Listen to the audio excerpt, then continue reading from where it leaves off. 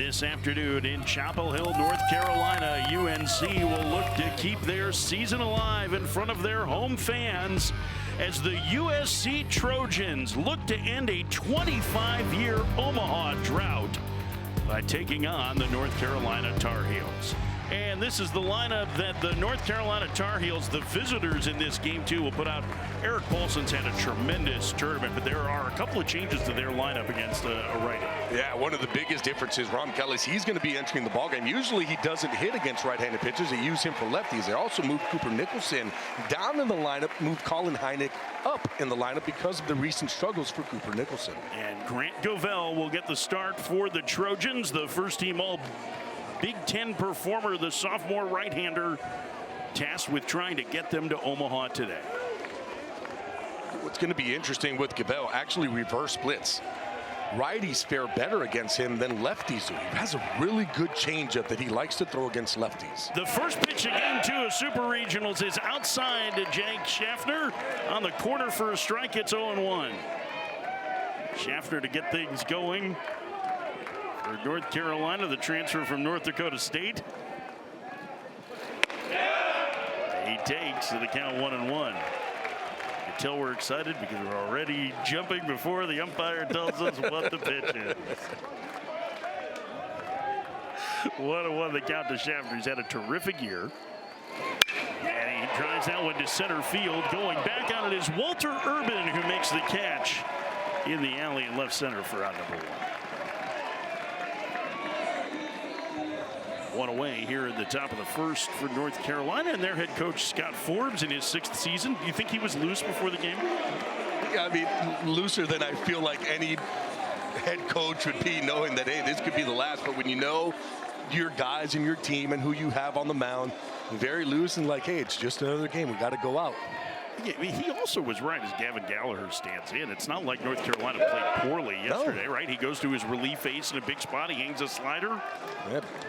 It was a backup slider. He said he hit it, and, you know, credit to their hitter who hadn't hit a grand slam in Carpentier the whole entire season and hits one in that moment. The 1-0 to Gallagher, swing and a miss. Good breaking ball there. It's 1-1.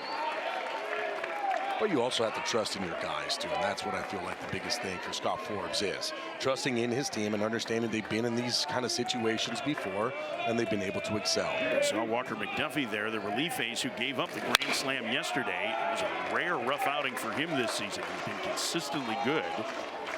Now North Carolina has their backs against the wall. This is a team, Gabby, that won their last 9 ACC series. They dropped the first 2 games of that series against Virginia in the opening weekend of conference play, then rallied to win the finale. After that, they were pretty dominant. Grounder to the left side, backhanded, stopped by Carpentier, and he cannot get a handle on it. It's an infield single for Gallagher. And that'll bring up Owen Hull. Hall has been one of the best performers for North Carolina, first team all ACC selection. The transfer from George Mason, who has just a tantalizing prospect with his tools. Just a really good hitter, quick, short, to the ball. He has been starting to show off the power as well as the season has gotten deeper. So once it started to get a little bit hotter, so has that bat with the power. First pitch to Hall, liner to left center, and racing over and making the sliding catch is Andrew Lamb for out number 2. He was hit hard. This ball, on Lamb? Yeah, I mean, it was hit extremely hard. 106 miles an hour line drive on the bat, off the bat. It looks like he just got there, just kind of made a sliding grab to get it. Ball started maybe a little top spin, started coming down on him, so you have to try to get underneath it. UNC is trying to do something that, you know, no other team has been able to do in the last 5 starts against Cabal, which is get a first inning run.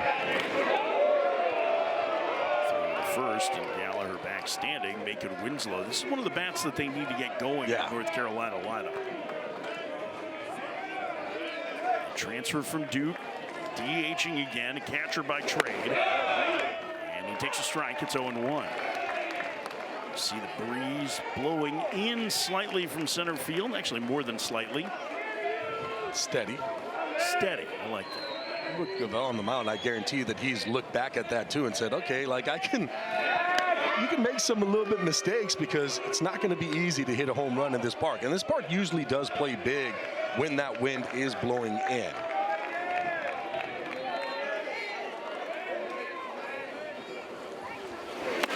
Outside, the count 1-1.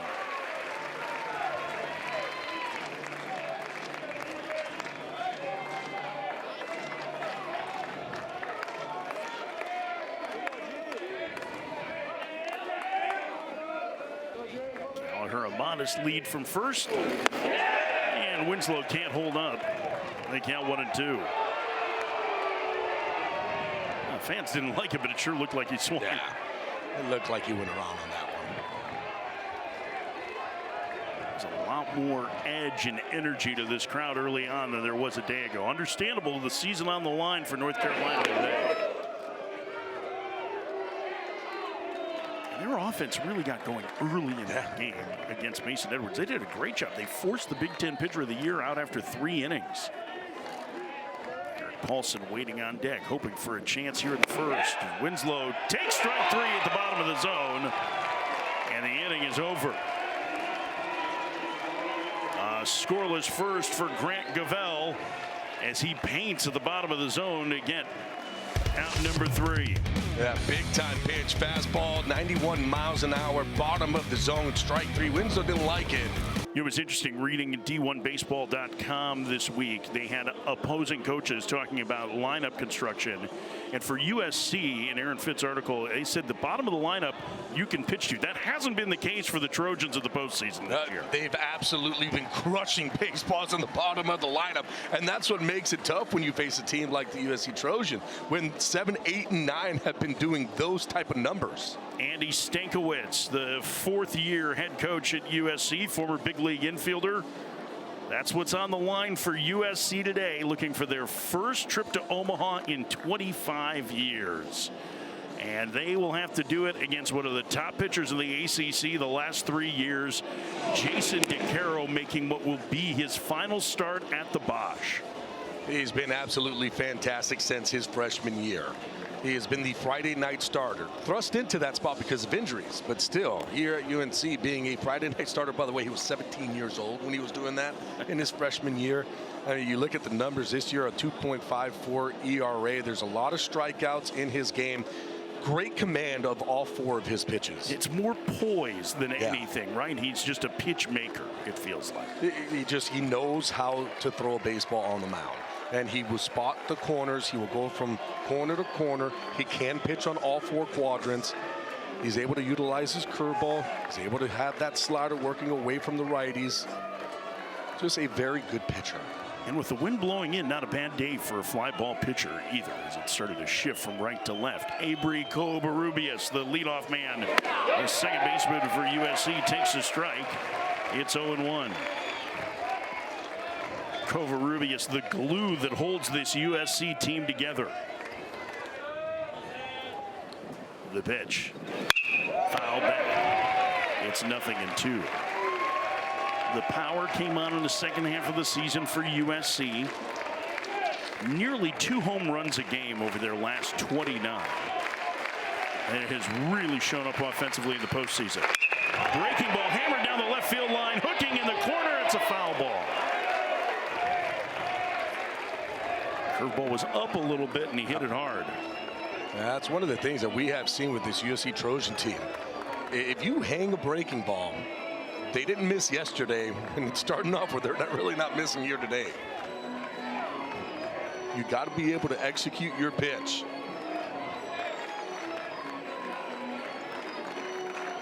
Covarrubias taking his time, digging back in. A little more muggy than it was a day ago. The sun fighting with some clouds this afternoon. As here's the 0-2. And a roller to the left side. Schaffner has it and will throw out Covarrubias for out number 1. Yesterday, USC's offense did not have an answer for Ryan Lynch in the first part of the game and then took over in the second. That's exactly what they did over the course of this season. First half of the year, things didn't go so well offensively. That was the big question with them. And then offensively, they have been much, much better over their last 29. It's about making adjustments, and we saw the adjustments being made in yesterday's ball game. And you're right, when Ryan Lynch was up there, he was filthy. He was working side to side, and one of the biggest things they said, they got to get it up. And Andy Stankiewicz, he told us during the coaches interview, got to get him up in the zone. We got to be able to put pressure on. It's exactly what they did, and then one swing of the bat, all of a sudden they grabbed the lead and didn't relinquish it. Yeah, it was Covarrubias, Lopez, Adrian Lopez, and Augie Lopez, all with base hits that started that rally in the 6th inning that led to USC's comeback win. And then they salted it away with some small ball, right? Aggressive base running, took advantage of a miscue defensively from North Carolina, the safety squeeze, those things that are part of Andy Stankiewicz's offensive game plan with Trent Jewett. And it was executed to near perfection of the second half of the game for USC. Bouncer foul, it's 2-1. Yeah, and we talk about the bottom of the lineup, what they've been able to do. You know, Lamb, Carpentier, Urban in yesterday's ballgame. Lamb hit a huge home run. He also had a sac punt that ended up scoring the run with first and third on that safety squeeze. That's what he told us he's going to do. Andy Stankiewicz told us, bottom of the lineup, those guys are my bunters, my movers, getting guys over, getting guys in. Adrian Lopez takes a strike, the count 2-2. But this is the part of the lineup where there's power. And there are 4 guys with double-digit home runs, including Lopez, Adrian Lopez, that is. He is a transfer from Long Beach State, and he waits. Down low, and the count is full. Looked like DeCaro wanted that one, but just missed the zone. Yeah, I think it was just about a ball down in the zone. As a pitcher, yeah, you want this one because you know if you're able to get that pitch as a strike, it's going to be a good day for you. But yeah, that ball definitely down off the plate. 3-2 the count to Adrian Lopez. No score last of the first. And a liner over a leaping Schaffner into left field, a base hit. First baseman aboard with 1 out for the Trojans here in the first. And DeCaro tried to go basically right back to that spot. Fastball down in the zone, and as a hitter, you just finished taking one down for a ball, and you're telling yourself, you know what, if he goes back down there again, I might have to swing it. I got 1, I probably won't get 2, so swings the bat, hits it hard over the head of Schaffner. The development of Augie Lopez as a power threat has been a big story for USC this year. 19 home runs to lead the team. As he takes a strike, it's 0-1. Lopez was an all Big Ten freshman a season ago. And an outstanding regional in College Station, winning the MOP. The 0-1. And the count 0-2. DeCaro working ahead in the count here, and that's really been the key for him. And it'll be interesting to see how USC's hitters adjust as this goes on.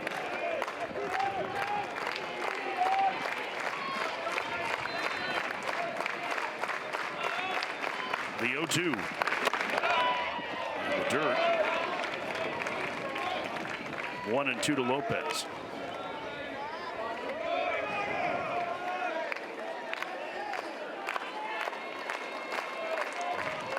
You take a look at the UNC defense, too. There's nobody on that left side of the field.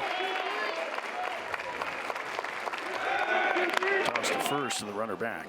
Yeah, I'm not guessing that Augie Lopez is going to shorten up and punch one the other way. I mean, this is basically saying we're going to give you a base hit to third base if you want to try to go ahead and stay inside of a pitch. But this is where the power is. The 1-2. And the count evens 2-2. How about Augie Lopez, too? Before 2 strikes, he's very open with his stance. Gets there, and then there's a lot more movement. With 2 strikes, what does he do? He squares up. 2-strike approach, just trying to be nice and easy to the baseball. 2-2 gets jammed and pops it up. And making the grab is the shortstop Schaffner for out number 2.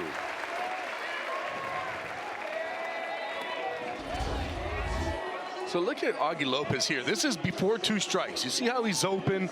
Everything is kind of just, I'm looking at you and then I'm gathering myself as I go swing. Now with 2 strikes, no, I'm already going to close myself off. I'm going to limit my movement and try to be short and quick to the baseball.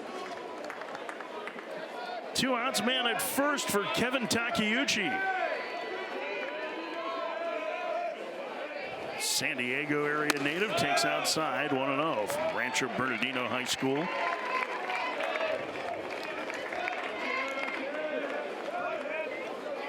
He didn't start getting recruited until he was going into his senior year in high school. He is a really important player for USC with his versatility. And he swings and pops it up. Paulson, the first baseman in the coach's box, makes the catch. And DeCaro posts a 0 in the first for North Carolina. To the second. Postseason excitement here in the triangle. North Carolina and USC scoreless. Second inning, game 2 of the Super Regional. UNC needing a win to keep their hopes of a return trip to the Men's College World Series alive. It would be their second in 3 years. Southern Cal has not been there since 2001, and I don't think we can say that enough because it is stunning that it has been 25 years since we've had a Men's College World Series without USC.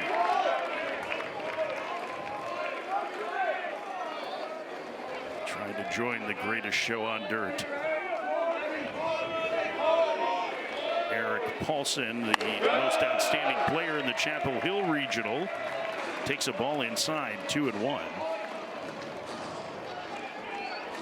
Great work by Ryan McGee of ESPN on telling Paulson's story last week. He lost his father at a young age, who was a cop in New York in 9/11, and a great diving catch by Jack Bessier for the first out here in the second.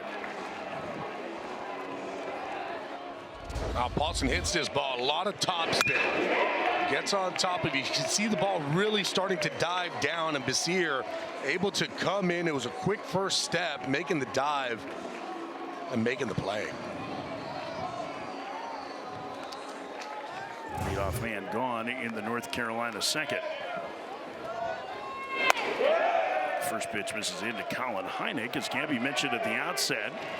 Heineck moved up in the lineup to the 6th hole. They flipped him and Cooper Nicholson, Nicholson's been their best power threat this year, but he's really been scuffling at the plate here. Yeah, he's been scuffling. Usually he's a guy that, will take walks, will get his hit by pitches.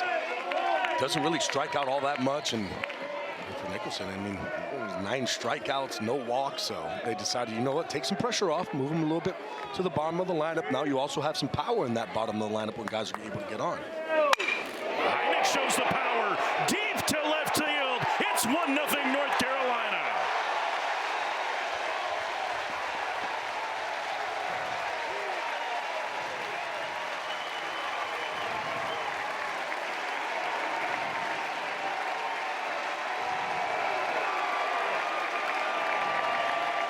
Number 9 for the grad transfer from Georgia State, and the Tar Heels take the lead.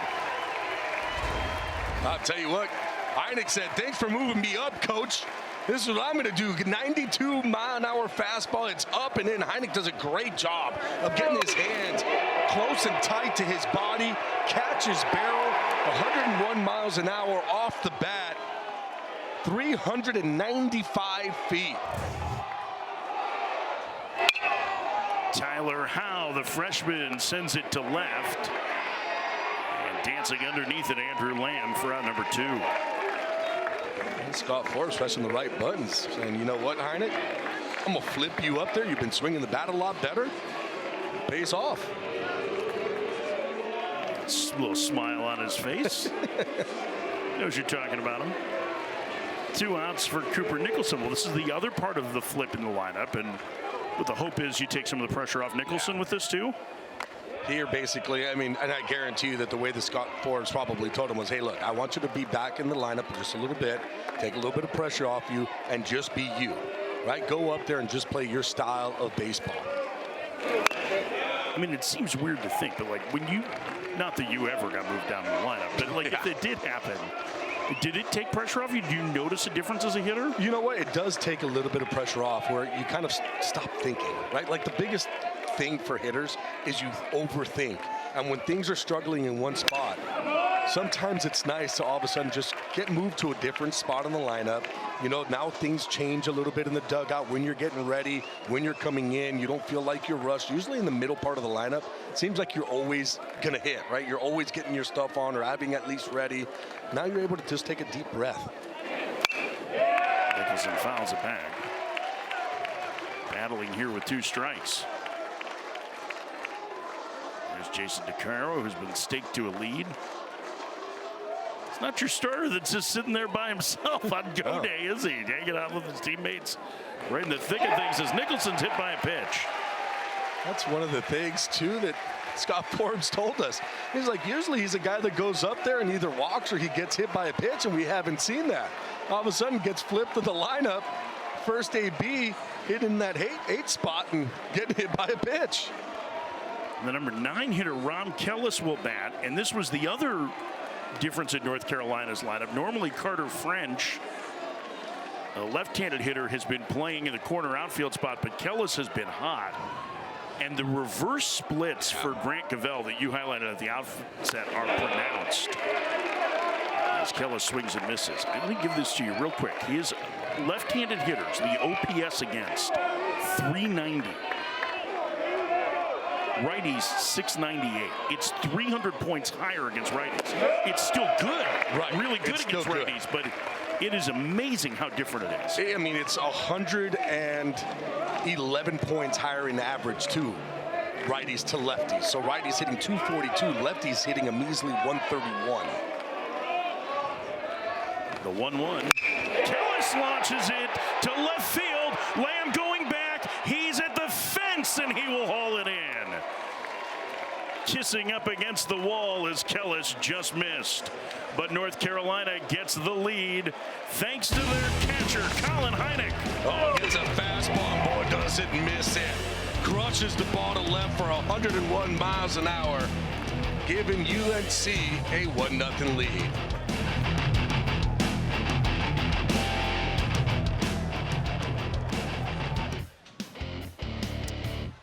Jason DeCaro making what will likely be his last start ever at the Bosch. You see his career numbers coming into today. He has been very successful here in 3 years as a starter for North Carolina. He's got a 1-0 lead as Isaac Cadena hits. It's 1-0. Cadena, Basir, and Lamb. The home for Carolina baseball. We're somewhere right above that. Actually off to the side a little. Cadena fouls it away 1-1. So there's a lot of Jason DeCaro stories, and we do a lot of ACC games. We've had a lot of North Carolina.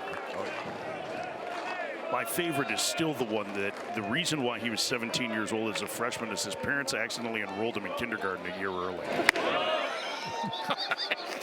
It wasn't like he was a guy that reclassified or tried to get to school early. No, his parents just put him in kindergarten a year early. He was too smart.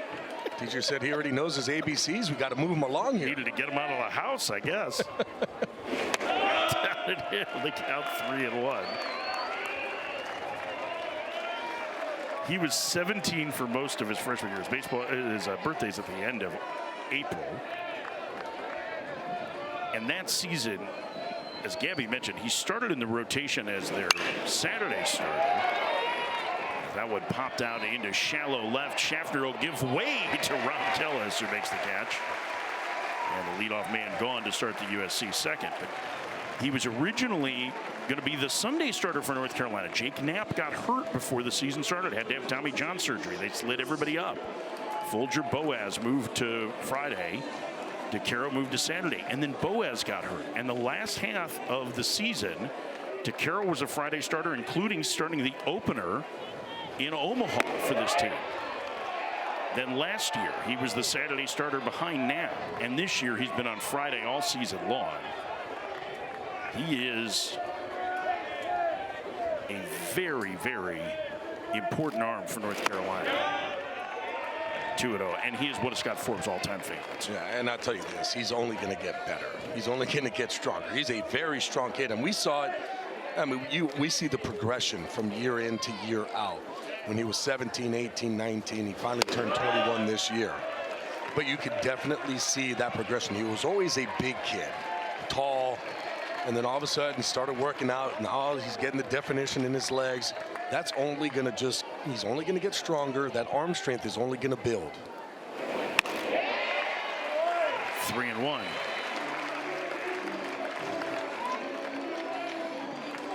Fastball velocity 93, 94 miles an hour. Wouldn't be surprised if you see some maybe 5s in there too. Brian Dean's hiding in there, the pitching coach. That one misses inside. And Jack Basier draws a 1-out walk. Scott Forbes, former pitching coach here to Mike Fox. Not happy with the way those last couple pitches were called. Letting Mike Morris hear about it. And here's Andrew Lamb, who hit a long home run yesterday for USC and delivered a safety squeeze. The son of former big leaguer Mike Lamb. Pitch misses high, 1-0. Yeah, we got to talk to him yesterday after the ball game, and the first thing that he says to his son Andrew Lamb as he walks up, not great swing on the home run or anything like that. He said, "Hey, nice bunt." That's what a big league dad tells his son. Doesn't care about the home run. Hey, that was a really nice bunt that you had. Key Molman helped as part of a 3-run inning. Runner goes, swung on a miss, throw to second, right into the runner, and Schaffner gets the tag down for out number 2. Great pick by Schaffner. Heineck's got a cannon, but it's not always accurate. Heineck has a great arm. I feel like this is probably a hit and run. Lamb just doesn't come up with it. But how about Schaffner at second making the play? Not only that, as you're picking it, you have the tag. You have all that momentum from Basier coming in and still able to hold on to that ball. He almost caught that ball behind Basier. Popped up into shallow right. The second baseman, Gallagher, will make the catch, and the inning is over. The caught stealing helps get DeCaro out of the second. We head to the third, 1-0 North Carolina in Game 2 of Supers. Booney He was paying attention yesterday to the game, the former third baseman. You're receiving some texts during the game. I saw the Boone text pop up. He was, I think, giving his son, Brandon, who's an offensive assistant on Bill Belichick's staff here, a hard time about USC coming back to win. And it got 1-1 to Jake Schaffner. Top of the order for North Carolina against Grant Govell. Fouled away. And the count 1-2. All right, so is this a good day or a bad day for a fly ball pitcher is what I need to know. Because Govell, Gabby, especially against righties, it is an extreme fly ball rate. It's like 70% of balls. If you look at the way that Govell pitches, a lot of fastballs to the top part of the zone. Every single one. So he's going top of the zone with the fastball. With lefties, which is why I feel like he's a little bit more successful, he'll work that because he's got a really high slot, right? So the high slot guy, it's going to be easier for him to hit the top, but he really has to get on top to get to that bottom zone.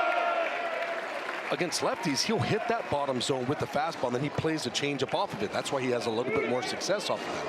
Against righties, he really does stay on top, and he likes to try to get you to fly up and miss-hit those high fastballs, but occasionally, guys get on top of it.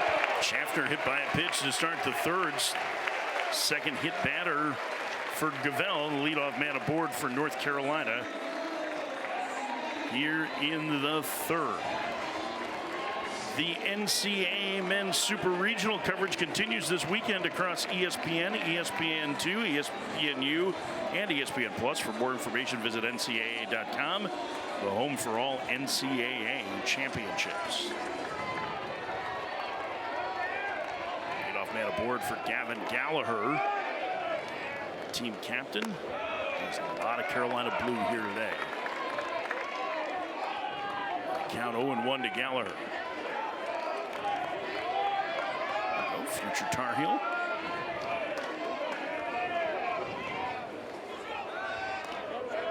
I wish you wore more sparkly stuff on your head. I do, just not when I'm working. Don't want to be a distraction. I don't want to mess with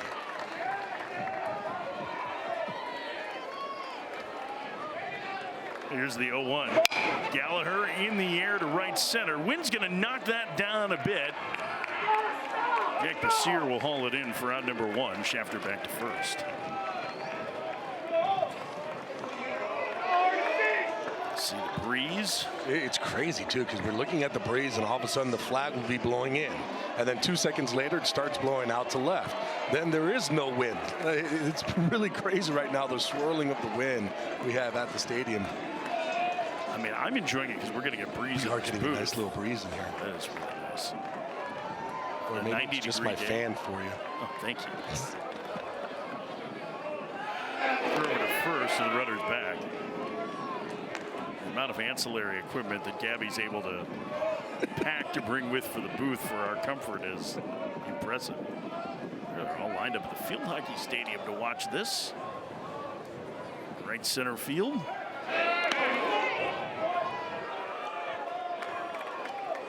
Now, do they have to buy tickets up there? Or do we just get them in trouble? I don't know. Standing room only is what we're calling it. It's one way to count attendance if you do. Count 0-1. I mean, nothing will be like what we saw yesterday at Troy, where they packed 6,500 people into a 2,000-seat stadium and couldn't do any more because they didn't want to run afoul of the fire marshal. Good changeup. It's 0-2 to Hall. You always have to have an extra seat for the fire marshal, too, so he's happy. This is what we talk about. It's a really good changeup, and it's against lefties that he'll throw it a whole bunch. He usually is fastball changeup predominantly for lefties. Every once in a while, he'll throw that curveball. Hot shot into right field, a base hit for Hall. Shafter will make the turn at second and hang on. And North Carolina with a threat here in the third. They have a pair aboard with 1 out for the heart of the order. So with Owen Hall up, he just finished getting the changeup, got the swing and miss. What does he do? He tries to come back with the fastball, same exact spot. But because Owen Hall is ready for it, he's able to turn on it and hit it in the 3-4 hole. Quick mound conference here. I was thinking Schaffner, too, had a chance maybe to go first and third on that one, but that ball was just hit way too hard at 105 miles an hour. Basir gets to it quick, gets it in. You see Sean Allen, the pitching coach for USC, the new head coach at Lamar, as already some action getting ready. Freshman Gavin Lauridsen getting loose. Again, Gavel has been really good this season overall, Gabby, but you highlighted this at the outset. 153 pitches over 2 outings in College Station during the regional, and his last outing was on Monday. So I can't imagine that they're going to go particularly deep with him, even if he's effective today. Yeah, I mean, I feel like it's one of those where you're going batter to batter at some point because they know that he is tired. I mean, you're still seeing some 93s and 94s, but it's different. Naked Winslow takes a ball high. It's 1-0. Usually college pitchers, they're used to, almost 7 days of rest in between starts.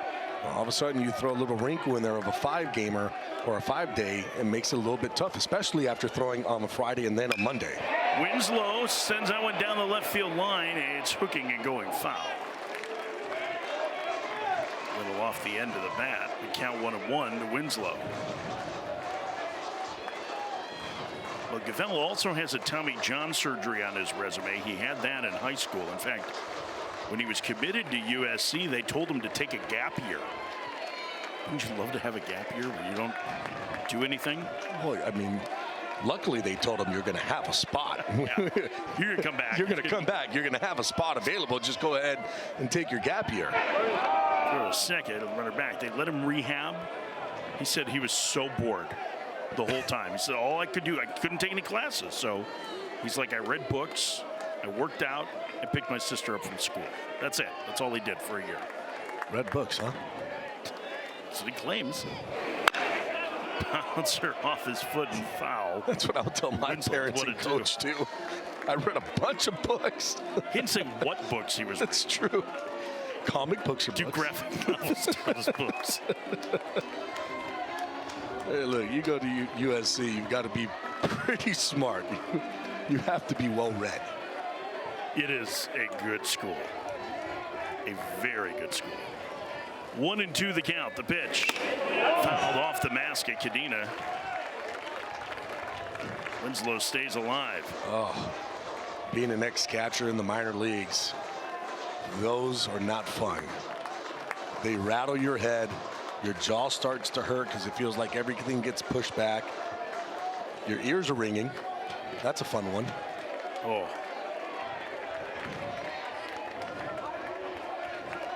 And then you just put down a sign and say, let's go. The job sounds so glamorous. 2-2. I mean, they call it the tools of ignorance for a reason.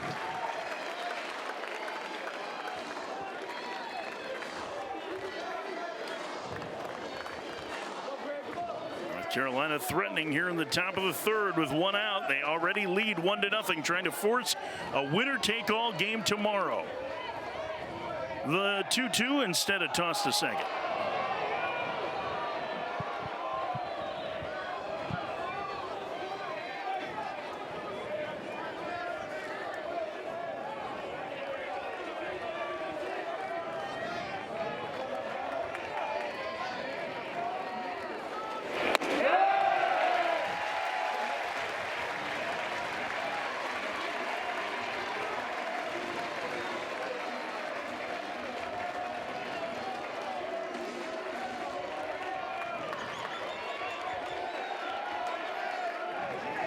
Three and two the count with one out. Runners get their lead at first and second. They go, and the payoff foul back.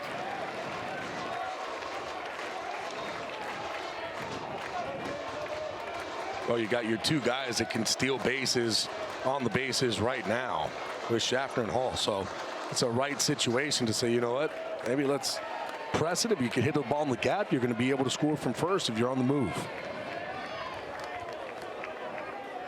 Runners go again. Winslow fouls another one away.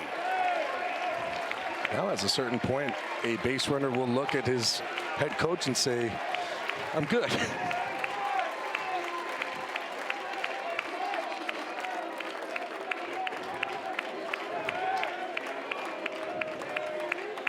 Mike, North Carolina has a 1-0 lead over South Carolina. We welcome those of you who have been enjoying a wild game in Athens with Georgia knocking off Mississippi State. North Carolina on that throw down to second. Doesn't matter. It's ball four. They have the bases loaded in the top of the third inning. Here's what's at stake today. USC is one win away from their first trip to Omaha in 25 years. North Carolina, who blew a 5-1 lead yesterday in the loss to USC, has a solo home run from Colin Hynek and has now loaded the bases against first-team All-Big Ten pitcher Grant Gavell with one out here in the third, and the crowd starting to really get into it at the Bosch, Gabby. Yeah, this is one of the first times that we've seen the fans here at the Bosch get on their feet and start to hoot and holler. Big time situation. We saw this yesterday with this UNC ball club. They had bases loaded in the first inning with no outs, couldn't get a run across, which I think really hurt them at the end of that ball game. Momentum kind of shifted over. USC is able to take over. You see Scott Forbes, the head coach at North Carolina, Sean Allen, the pitching coach, making a visit, and Colin Hynek waiting in the on-deck circle gave UNC the lead in the second. Oh, it was a fastball up and in, and boy, he got his bat head to that baseball. Smacks it out of the ballpark to give UNC a 1-0 lead. Eric Paulson at the plate, the most outstanding player in the Chapel Hill Regional. A grand slam on May 15th against NC State. First pitch, up and in, 1-0. Gavell reverse splits. He's a guy that has been better against lefties and righties this year. Yeah, against lefties, he likes to throw the changeup. It's a really good changeup, and also against lefties too. He does like to work that bottom of the zone with the fastball. Just missed, 2-0. And the biggest pitch of this game coming so far for Grant Gavell. North Carolina has really made him work in this third inning. The pitch fires in a strike. And that's a changeup, and that's what makes it tough. He does not mind throwing that changeup against lefties, whatever count it is. So even in the hitter's count, he'll work that changeup into lefties. And Andy Stankiewicz, the head coach, in the foreground there for USC. Is that what misses low? And the count 3-1 to Paulson.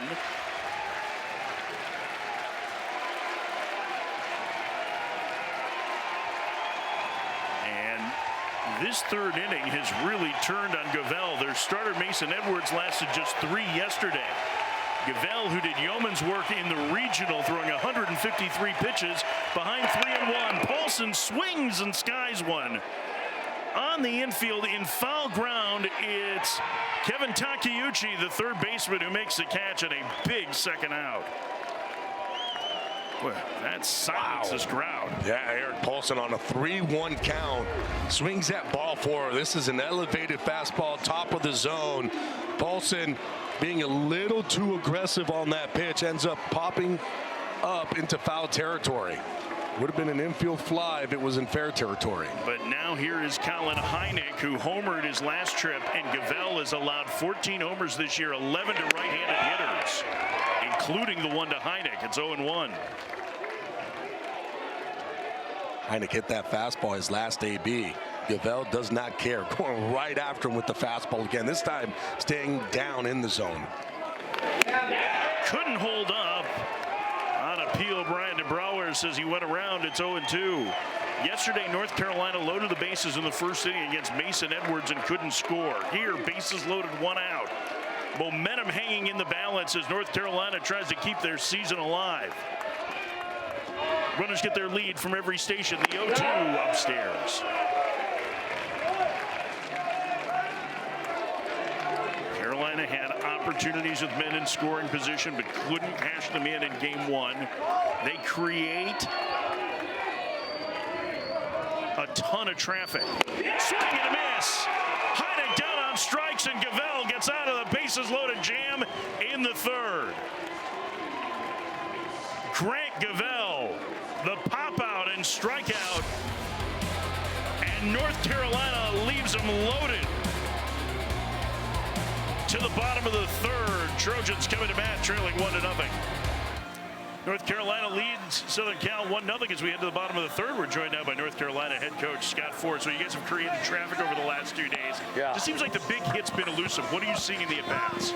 We just got to get the big hit.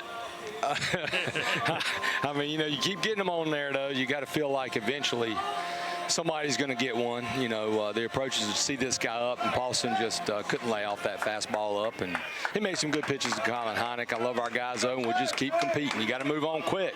Can't dwell on that.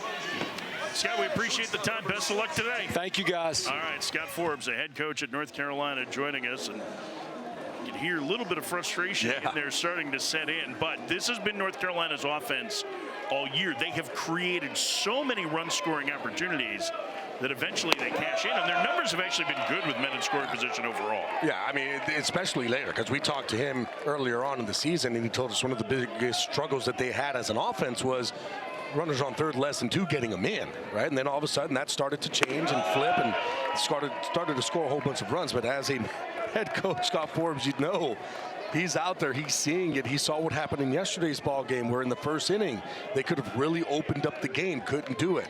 Same goes to this last inning where they had the game. Dean Carpentier, who hit the go-ahead grand slam yesterday, flies one to left center, where Owen Hull tracks it down for out number 1. That'll bring up the number 9 hitter, Walter Urban.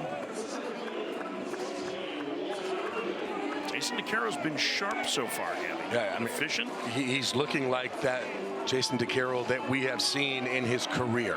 Poised on the mound, not letting things kind of get to him.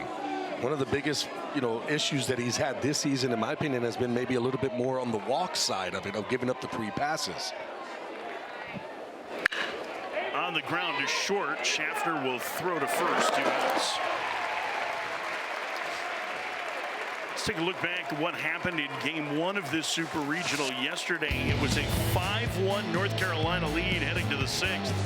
It was 5-2 at that moment when Carpentier hit the grand slam, and boy, the bullpen for USC did an incredible job. You could flip over what they did yesterday. It was 6 innings of 1-run ball. Drew Johnson shut the door. I mean, you're right. They faced a really good pitcher in Mason Edwards. They made him work, and they really did a good job of getting him out early. But you got to give credit to that USC bullpen who was able to come out. Chase Harrell, Drew Johnson, what a fantastic job he did, basically taking over that game, and UNC could not do anything against him. You can hear some of the boos as Trent Jewett, the hitting coach, using one of the 3 offensive timeouts for USC to try and slow things down a little bit here in that 3rd inning, get a breather for Gravel.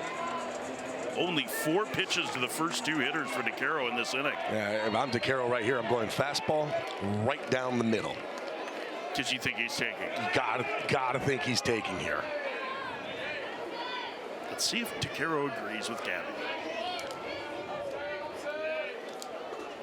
Certainly taking his time now. And the first pitch to Covarrubias is a strike. Right down the middle. That might be the best fastball he's thrown today at 95. I was like, well, I think he might have been just thinking, going, I am going to throw it down the middle, but I'm going to pump a little extra on this one. Covarrubias grounded to short his first trip. That one misses inside. What a one to the leadoff man.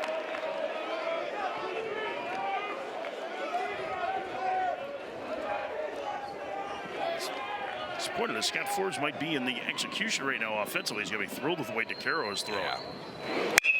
On the ground to third, under the glove of the sure-handed Nicholson and into left field. They had 2-out base runner. We'll see how they score that.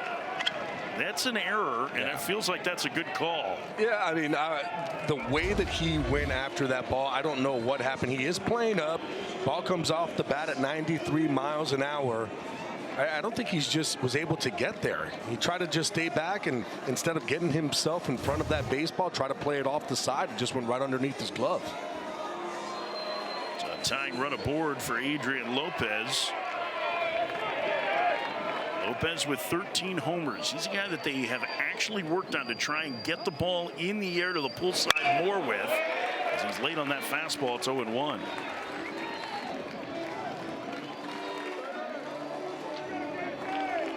We're in the slug part of the Southern Cal lineup.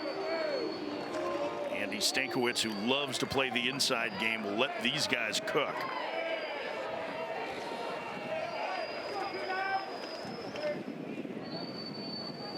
Leo 1. Bouncer to the right side. Second baseman Gallagher has it. Throws to first, inning over. DeCaro pitches around the 2-out error. We head to the 4th, 1-0 North Carolina. North Carolina had a bunch of opportunities early yesterday to break the game open. Bases loaded, nobody out in the first against Mason Edwards, and he struck out the side to get out of the jam. Carolina would later lose a 5-1 lead in the game, 9-5. Today, bases loaded, 1 out in the 3rd, and you saw Paulson pop out and Heineck strike out. And Grant Gavell prance off the mound with a 0 there, and it kept USC back 1-0, and that's a lot of opportunities. That's a number that I don't know that you want to play with that much before fire if you're USC. That's going to turn at some point. I mean, you're talking about, what, 12 innings of hitting with those type of numbers. It's a double-edged sword, right? Because you have the guys getting on. They're consistently getting on. You have to think if you're UNC, at some point the dam will break, runs will come in to score. But it hasn't yet. We just saw it in Atlanta last week, right? Oklahoma, the first 2 games that they played in the Super Regionals, couldn't buy a base hit with men on base, and then they just went off from there. So it can turn quickly if you keep creating opportunities. Javell behind 2-0 on the freshman Tyler Howe, who sends that foul out of play. Just a little while ago, Caden Glauber, the freshman. You want me to go down to the bullpen? Okay, the ACC Freshman of the Year, a finalist for the Stopper of the Year award. Doing a little groundskeeping. That's why they sent him out there. Said, hey, freshman, go clean the bullpen. Get it ready for yourself. It's very zen. It's like the art of gardening, right? Like. Oh, that's funny. That's a great job. Clean mound, happy mound. Haven't you heard that? That's working on that philosophical book right now. Oh, that's great. 2-2 as Howe keeps battling. Bottom third of the lineup for North Carolina against Grant Gavell.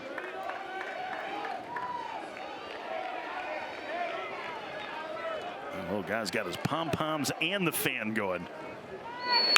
On the ground to the right side, Covarrubias will throw out Howe, and the leadoff man gone to the North Carolina fourth. The Stanley Cup Finals continues tonight. Game 3 of the series tied at 1. The Carolina Hurricanes visit the Vegas Golden Knights at 8 Eastern. You can watch on ABC and stream it live on the ESPN app. They did not allow a whole lot of Hurricanes red into this ballpark today. It is mostly Carolina blue. They are, of course, located in the Research Triangle, not far from this ballpark and the UNC campus. It's Cooper Nicholson bats. The 1-0. The strike, it's 1-1. There's a couple of, see, that's the problem. If you wear red, they're going to think you're with the enemy. He's not even facing the field.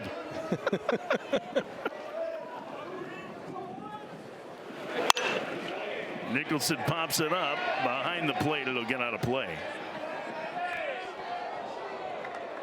Look at this. That's funny. It's a red shirt. He's like, I'm just wearing a red shirt. That's all it is. No, it's got Snoopy. It does. It has USC on it. Yeah. That guy is just not a UNC fan. Like he is. He is far the off as fan you version can. of an internet troll right now. Yeah, it's just 1-2 in the air to right. And Jack Basier trying to makes the catch. 2 up, 2 down in the fourth. There's a little bit of light golf clap on that out. I mean, he's clearly rooting for USC. Yeah, I mean, he's clearly against anything UNC, that's for sure. He is a guy that in his basement has a sign that says, my 2 favorite teams are Duke and whoever's playing the Tar Heels.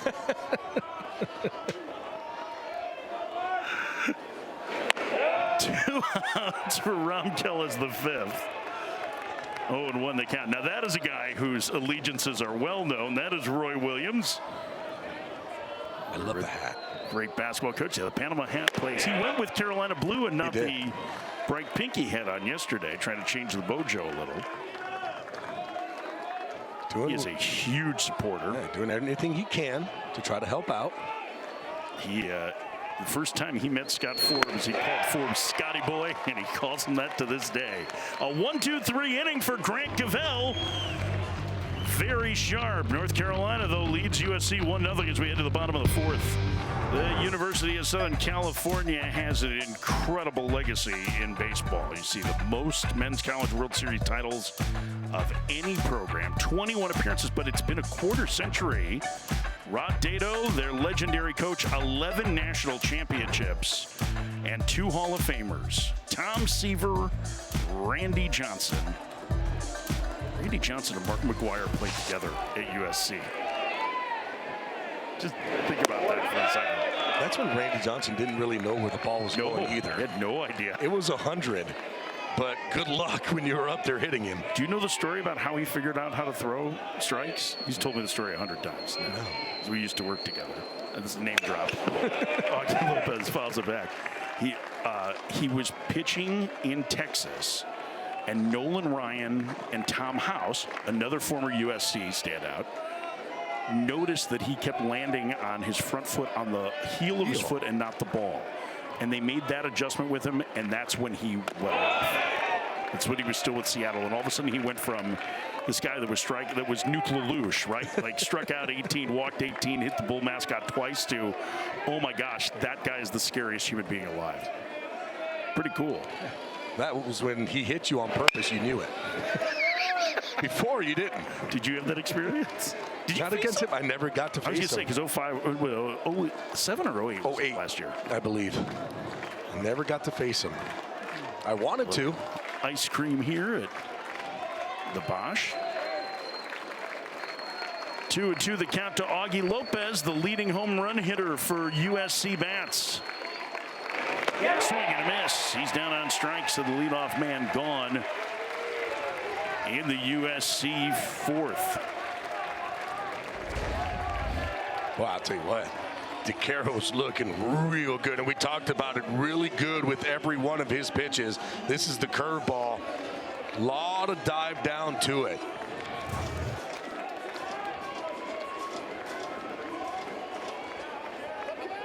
That's the first strikeout of the day for DeCaro. First pitch to Kevin Takeuchi is fouled away. It's 0-1. He's just straight in attack mode. Going right after hitters, hitting his spots, working the ball from side to side, getting ahead. And once he's getting ahead, he's able to get that soft contact. He's able to keep that pitch count down, too. 0-2. Just one hit allowed. Much sharper than his last two outings. Here comes the 0-2 in the dirt. 1 ball and 2 strikes. This is most likely Jason DeCaro's last start at home in a UNC uniform. He is draft eligible as a junior. He will likely go in the top 4 rounds. Here's the 1-2. That one hammered up the alley in left center, but Owen Hull will track it down for out number 2. I love the comparison that Scott Forbes uses for DeCaro. He says, without a doubt, his best days are going to be in pro ball. Yeah, I agree. And the comp that he uses is Zach Gallen, who was a 3rd-round pick. Gallen started an all-star game, got Cy Young votes, and who struggled a little bit the last year and a half. But I think it's less from a stuff and more from a pitchability standpoint, and that he's going to figure out how to get better and better as a pro. And not only that, a guy that's out there every 5 days, right? Like, it's dependable. And that's all he's been since he's been here at UNC. It's just been dependable. Going out there, you know that he's going to start every single weekend. You can pencil him in. He's not a huge strikeout guy. And a sliding stop there by Gaylor. Throw to first in time to get Kadena. And he's got great defense behind him. And the best defensive second baseman in the country, Gavin Gallagher, just got him out of the inning. Oh, what a play. Sliding grab, gets up quickly, makes the toss over to first. This one you'll see again. This should be a top 10er. To the 5th, 1-0 UNC. Nothing North Carolina leading USC. We're joined now by Trojans head coach Andy Stankiewicz. And Stanky, you told us before the game about the compete factor for Grant Cavell. How has that manifested itself in your 2 years with him? Well, he just he's turned into a fireballer, right? He's competitive. He throws strikes. I think he's everything that you want as a pitcher. You see, he's pitched a lot, and he's continues to compete out there. He got himself out of a tough jam there. We had bases loaded with 1 out with a heck of a hitter up there, and so we got to stay on it. Maybe the guy they got over there on their side is real good too. So it's going to be a game of inches. Andy, we appreciate the time. Best of luck today. All right, guys. Thank you. Andy Stankiewicz in his 4th season as the USC head coach, former big leaguer, former Pepperdine standout. If I had to go back to college again, I think I'd want to go to Pepperdine. That campus is... Oh, you're in Malibu? Great. Your view from the baseball stadiums of the ocean? Terrific. That sounds lovely. Oh, I've been to that stadium. It's really nice.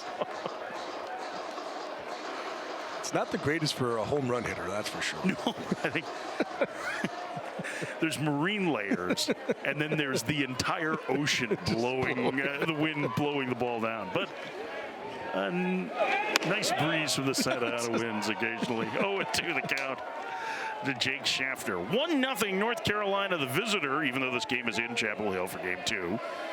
What's at stake today? USC 1 win away from their first trip to Omaha in 25 years. North Carolina trying to extend its season and force a winner-take-all tomorrow as that one rolled foul. Schaffner narrowly missing extra bases. The count 0-2. Schaffner's a guy who's improved throughout this season. It feels like you've seen his confidence grow. Well, always had quality at bats. Yeah, I mean, starting in the bottom of the lineup, and then all of a sudden it was like, no, we got to put him to the top of the line. Not only that, the table setter, right? Put him at the top because of his at-bats. Able to handle the strike zone, makes it tough on pitchers, fouling tough pitches off, doing a good job of putting balls in play. And then once he gets on first base, having the speed to be able to, steal second base and steal third. 0-2 the count to Schaffner. Outside. 1-2. Doesn't really strike out much, too. 27 strikeouts compared to 41 base on balls.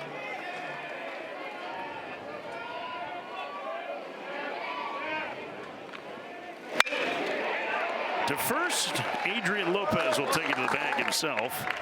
And the leadoff man gone in the North Carolina fourth. ESPN is the home of MLB.TV. Stream every out-of-market game live or on demand using the ESPN app. Blackout and other restrictions apply. For more information, go to ESPN.com/MLBTV. Of course, we found the one Mets fan here with our producer Scott Matthews involved. Ground under short, knocked down. Carpentier throws to first, not in time. It'll be an infield base hit for Gavin Gallagher. One thing that UNC is really starting to do, they're hitting balls hard, and they did yesterday as well, just didn't have any luck. But this one here, 107 miles an hour off the bat of Gavin Gallagher. Carpentier tries his best to just knock that ball down, get up and make the throw. But Gallagher just too fast down that line. It's kind of, I think, came up a little gingerly. Gingerly. I mean, I see him stretching out that hamstring area. It looked like he hit the bag a little bit awkwardly or something, Gabby, and I'm glad you noticed that. Here, let's take a look at him. Because, I mean, really fast down that line, yeah. Hits the top of the base. Almost looks like the cleat kind of hits and moves forward as he's hitting the base. And Gavel makes him scramble back. This is in real time. Maybe a little hitch in his giddy up getting down the line. I just wonder if he's banged up a little bit this year. You know, we're at that point in the season where guys are playing through a lot of things. And this is the time where nobody is taking a seat on the bench. In the middle of the season, you kind of have little, nicks, and okay, you know what, maybe take a day off. Not this time. Not for their team captain and a guy who has been such a great postseason performer. Hall bounces it through the right side, a base hit. Gallagher around second. He's going to try and push it to third, and the throw cut off. North Carolina has him at the corners with one out in the fifth. All right, maybe he's fine. He just deked us because he moved really well there from first to third. This one a little bit different with Owen Hall. The last one that he hit it extremely hard. This one's a bouncer that gets through into the 3-4 hole. And a great job by Gavin Gallagher at first base, realizing, let that ball get over, but knowing that that ball wasn't well hit and going first to third. Again, another opportunity for UNC. We talked about it. They have struggled with men in scoring position through the first game and a half of this super regional, but they've had a ton of chances. And now an opportunity for Macon Winslow, who walked with 2 on in the third. Throw to first, runner back. Here's what we were just talking about. 1 for 11 with men in scoring position, 13 left, 8 of those yesterday. Big shift on for Winslow. Outside, 1-0. Yeah, right now, if you're Winslow, you want to look up in the zone. You want to get something that's up that you can drive to that outfield. Gavel likes to throw that fastball up, but you got to get it in the zone. You can't go chasing too high.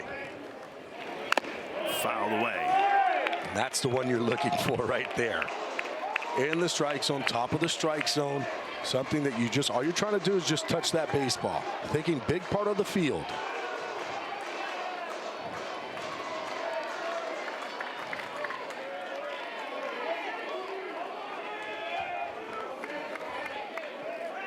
A toss to third and Gallagher back.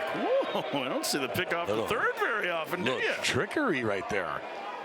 That's a little West Coast baseball at its finest. Yeah. Maybe not the hidden ball trick, but keeping Gallagher close. Hull with great speed at first, a throw over, and he dives back. And I wonder if that was part of the toss to third, was hoping to see if Hull was going and they could maybe throw behind him. Just a little trickery, a little gamesmanship. Well, went to third. You're thinking, I'm not going to go over to first base. See if you can get him sleeping over there. Can't do the old third to first anymore. Winslow pops it up. Foul territory, first base side. Adrian Lopez over, and he can't make the play. Off his glove, right by the side wall, and Winslow gets another chance.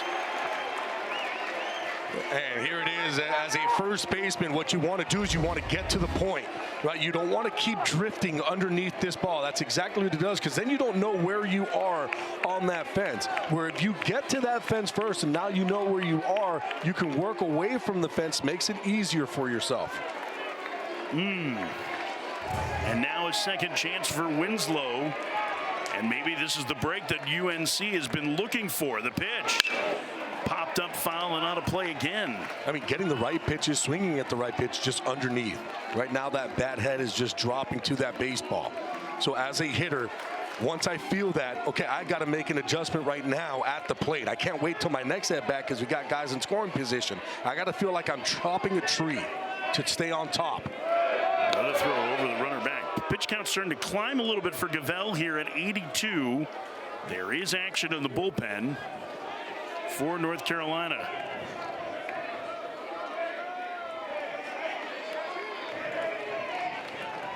Another throw over, fake to first, and then throw to third. And just back is Gallagher. I've been bringing everything out. I went to third straight. Tried to pick up at first, and how about the pick off the first, throw to third? You have to be very careful in that spot that you don't balk, and that's, he had to step off to fake the throw to first. The 1-2 on the ground to short. That could be two to second for one. Covarrubias to first. It's a double play, and the extreme fly ball pitcher Grant Gavell gets out of it with a twin killing, and North Carolina leaves a man at third. 6, 4, 3, inning over. We head to the bottom of the fifth. North Carolina trying to keep their season alive, leads USC 1-0. Another missed opportunity for North Carolina. Macon Winslow hits into a double play to end the inning, and the DH clearly frustrated. As North Carolina hasn't broken this open yet, they lead 1-0, trying to keep their season alive. Look at that, 1 for 12 with men in scoring position through the first game and a half here. The good news for them is Jason DeCaro is pitching very well, but still in blue but a blast territory if you're Carolina. And for USC, you have to feel good about the fact that Grant Gavell has been terrific as Jack Basier fouls it back. It's 0-2. Got to think right now, you're Scott Forbes, you've seen already 3 different innings that you've had guys in scoring position with less than 2, and you haven't been able to cash in at all. But then you're looking on the mound and you're saying, boy, Jason DeCaro's throwing the ball exceptionally well. This might be one of those days where North Carolina's pitching has to carry things. Brian Gaines, the pitching coach there with the resplendent mustache. And here's the 1-2. Little dribbler. DeCaro has it, and he will underhand to first for out number 1. Let's thanks to our Bristol studio with Chris Budden and Mike Rooney for an update on Super Regionals.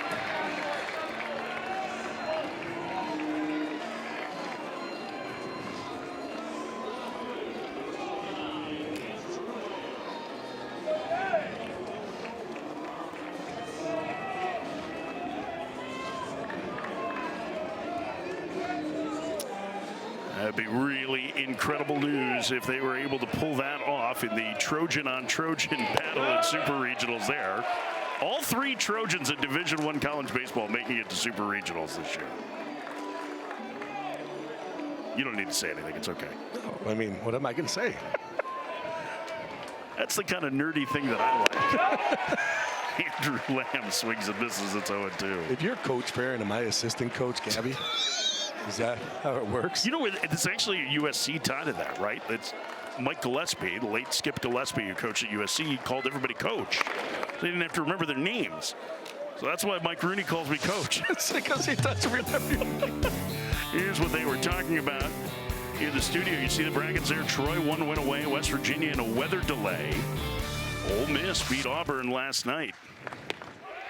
called strike 3. Andrew Lamb, the second strikeout victim for Jason DeCaro, 2 outs. I'll tell you this, DeCaro is just getting better and better as this game is going. This is just starting. We talked about it on the onset. He's a guy that will pitch around. He can use all 4 quadrants with his pitches. He has command of all 4 of his pitches. It doesn't matter what count he's in. He could throw the curveball. He could throw the slider. He has a changeup. Grounder towards the middle. Diving stop. Schaffner to his feet. Throws offline. It'll be an infield single for Carpentier. Just the second hit of the game for USC, and the tying runs aboard.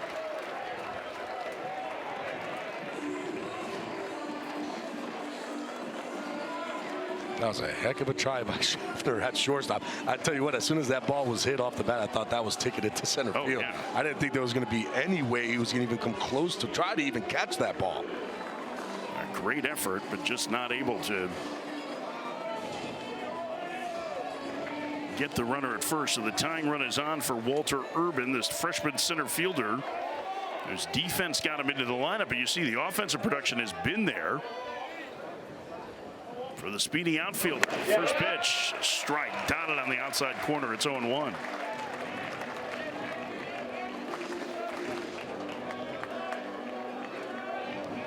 At the very least, USC is going to clear the 9 spot in this inning, which will at the top of the order in the 6th. If Urban doesn't keep a 2-out rally going. He's behind 0-2. It's not often you see Jason DeCaro overpower someone with his fastball. I mean, and right now it's where he's throwing it. He's moving it around. He went down and away. Then he goes, middle in off the plate, gets the swing and miss. Now he can work back away with the slider if he wants to. He can go up with the fastball. The 0-2. Did he go? He did, says Brian DeBauer at first. And the inning is over. In one of the biggest games of his career, Jason DeCaro's putting together one of his best performances. A pair of strikeouts here in the 5th. It's 1-0 North Carolina as they go to the 6th, trying to keep their season alive. DeCaro got the swing he wanted. I mean, an outstanding job having traffic in all of those innings, only giving up 1 earned run. To me, I mean, that's just a gutsy performance. When you have a team like UNC that continuously put the pressure on, when he needed the big pitches, he was able to throw them, got himself out of some sticky jams, and still kept his ball club with a chance to come back and win this ball game. Sax Matson will take over for Gavell here in the 6th. Matson was outstanding in the regional at Texas A&M, where USC had to come through the losers bracket and beat A&M twice. 3 appearances, 5 scoreless innings as he starts Eric Paulson with a ball inside 1-0. And I have to think that their regional played a role in today as well for USC, right? Grant Gavell started Friday, started Monday. He threw 153 pitches between those 2 outings. Yeah, I think, too, with the way that the game was going, there were tough innings. It wasn't just breezing through. A lot of traffic. And for Andy Stankiewicz basically saying, you gave me 5 innings and probably wasn't even expecting that. Now we can go to the bullpen. Paulson drives one to left. Going back on it is Lamb. He looks up. It's gone. It's gone. An opposite field homer for Eric Paulson.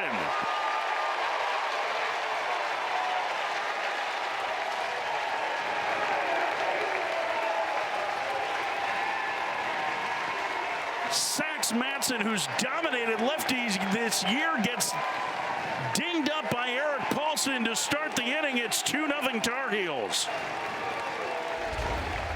Boy, what a job by Eric Paulson. Stand behind that slider. Just dropping the barrel to it. Stand behind it, using that backside, and delivering an opposite field home run. 98 miles an hour off the bat, only going 339 feet, but that's all it needed. Just the second home run allowed by Matson this year in 42 innings. And Roy Williams likes it. He and his wife talking about it. He's like, did you see what he did? He just stayed inside it. And you saw the numbers against lefties, and look what he did against the lefty. It's brilliant. Colin Heineck, who homered yesterday, swings and misses. The count 1-1. Yeah, Sax Max, it's a fastball slider mix. It's a low 3/4, almost throwing from the side. Gets a lot of movement with that fastball. Has good slider, and I think Roy's telling her this is what he's got. She's looking at him like his pitch selection is off.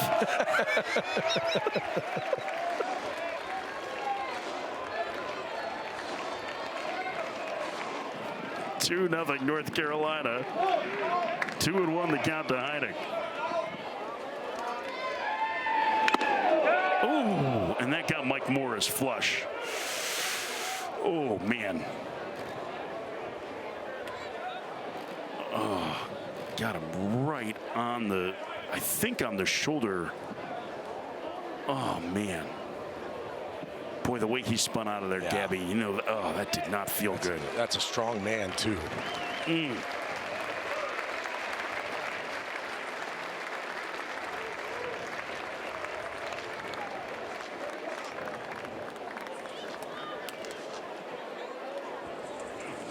Testing his arm strength. There's a lot of muscle there. There's a lot of muscle. Oh, gosh. Yeah, right in the collarbone area. That's going to hurt. Seems like the strength is still there.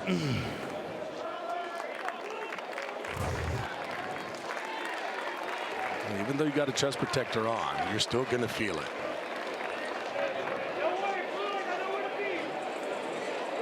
Morris has done a night. I know there are a couple of barkings at him, but I think for the most part, he's been really consistent behind the plate today. I mean, I feel like he has done a great job of calling balls and strikes.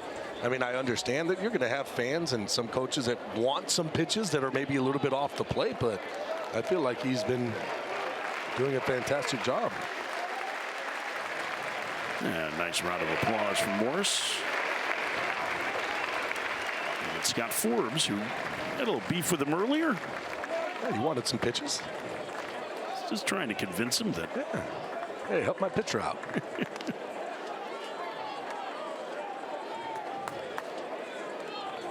All right, good to see the Mike's okay. 2-2 the count. On a Heineck batting, North Carolina's extended their lead on the opposite field homer from Eric Paulson. The pitch. Off the end of the bat, into shallow right. It'll get down for a base hit.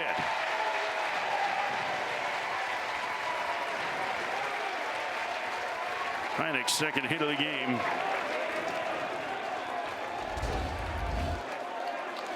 Well, for Colin Heineck, this is a great job. Ball off the plate, hits it off the end of the bat. For Sax Max and the pitcher just looking at it going, are you kidding me? How was he able to do that?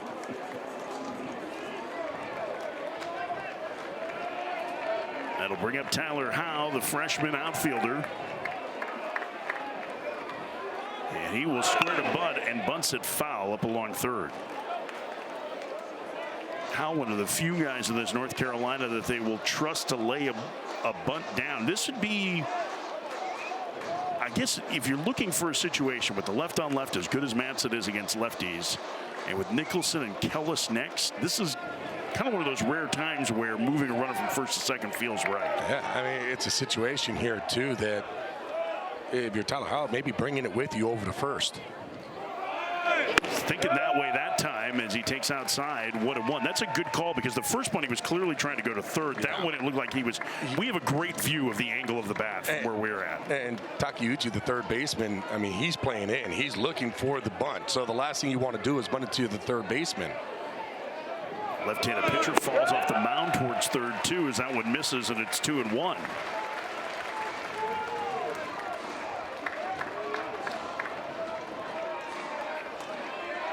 North Carolina trying to keep their season alive. Snap throw to first, so the runner back.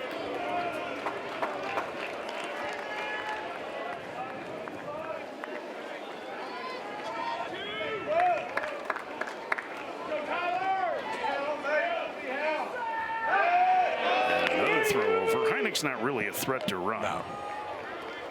One stolen base in one attempt.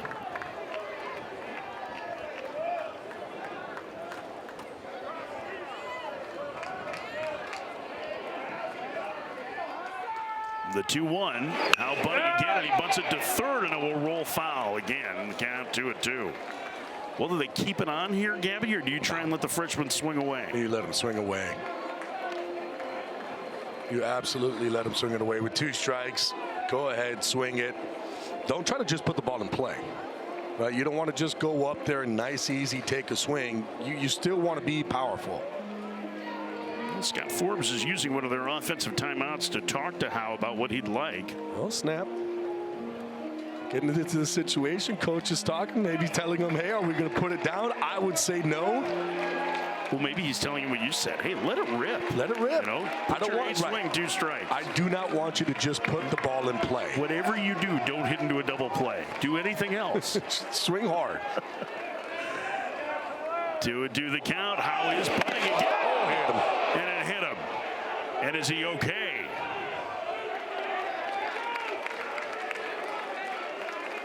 Scott Jackson, the first base coach. Scott Forbes, the head coach for UNC, coming to check on the freshman, who says he's all right, but that was scary. It's more of a scary moment than anything else. And usually in those type of situations, you turn away from the ball, but you're trying to stay in there. You're trying to bunt. You're trying to get the job done.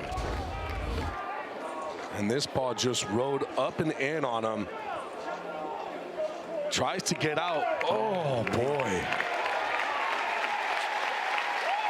Just a glancing blow. And it looked like because he started to turn last second, as you see that head starting to turn, it hits him in the inside flap. Yeah, missed the C flap, it looked like, but at any rate, Howe is aboard now, and it appears he's okay, more importantly. Oh, jeez.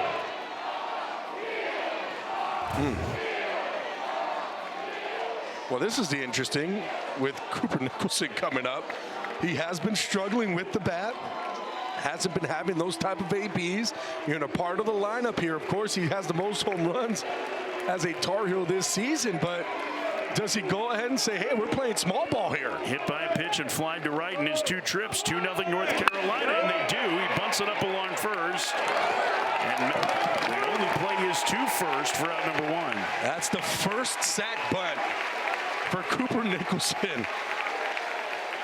And does it in a super regional, understanding, you know what, I haven't been swinging the bat great. Let me play some team baseball. Look how everybody comes out to give him some high fives. Yeah, North Carolina's been looking for the big hit, and it'll be up to Rom Kellis here. It's funny, we were talking actually to Andy Stankiewicz about that, right? Hey, listen, you get a bunt down, you feel good about yourself. Your teammates are patting you on the back, everybody's cheering. Maybe that's something that gets Nicholson going for North Carolina. Infield's going to come all the way in this 2-0 game with Kellis at the plate. And he swings and hits the first one to left. Going back on in his lamb, he will make the catch. Tagging and coming home from third is Heineck. And an insurance run for North Carolina. They lead 3-0 in the 6th. That's the old get him over, get him in. Great job by the bottom of the lineup. There's a reason why Ron Kellis was playing today. And when we spoke to Scott Forbes, he said, look, he's just hitting the ball. And right now, that's what I want down there. A guy who's going up there, who's confident, who's making some hard contact, comes through big. Still a man in scoring position as Howe is at second for Schaffner. Schaffner handled Mason Edwards pretty well yesterday. Left-on-left matchup here against Matson. North Carolina's created some distance, a 3-run lead. Schaffner to second. Covarrubias will throw him out. The inning is over. But North Carolina uses the big ball and some small ball to extend the lead. This blast from Eric Paulson made it 2-0. The sac fly from Kellis gives him a 3-run advantage heading to the bottom of the 6th. We head to the bottom of the 6th inning with North Carolina leading 3-0. This is where the game turned yesterday, Gabby. 3rd time through the order yesterday for Ryan Lynch. The heart of the order for USC got to him, and this was the big blast against Walker McDuffie out of the pen. Carpentier gets a breaking ball, and it just backs posts up right into the barrel. It was a huge grand slam to put them up in the ball game, and they never turn back. So this is the same type of inning, same type of situation where they're at the top of the lineup, seeing if they can get something going third time through. Andy Stankiewicz, his offense got going in the middle innings yesterday. Now they need to try and do it again against Jason DeCaro. There is no action as of yet in the North Carolina pen, but lurking is Caden Glauber, one of the top relievers in the country, the ACC Freshman of the Year. Avery Covarrubias leads off. First pitch, a strike. It's 0-1. He's just spotting right now. I mean, it's really fun to see Jason DeCaro on the mound. I get it, through the years, you know, third time through the lineup, especially this year, hasn't been that great for him. 231 first time through the lineup, guys hitting 231 second time through the lineup. How about 333 average with 1,000 OPS third time through? In his last home start, ooh, he got Covarrubias to chase a fastball below the zone. Well, maybe that speaks to how off balance the USC hitters are. I mean, right now he's just throwing that fastball at will. Anywhere from 91 to 94 miles an hour. He's spotting it. What he's doing a great job, too, is just getting ahead of each batter. Covarrubias fouls it away. DeCaro threw 5 innings, just a pair of singles allowed. He's walked a man, had another man reach on an error.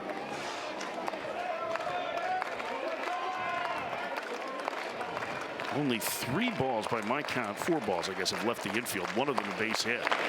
Swing and a miss. Covarrubias retired on the toss from Heineck, and the leadoff man gone in the USC 6th.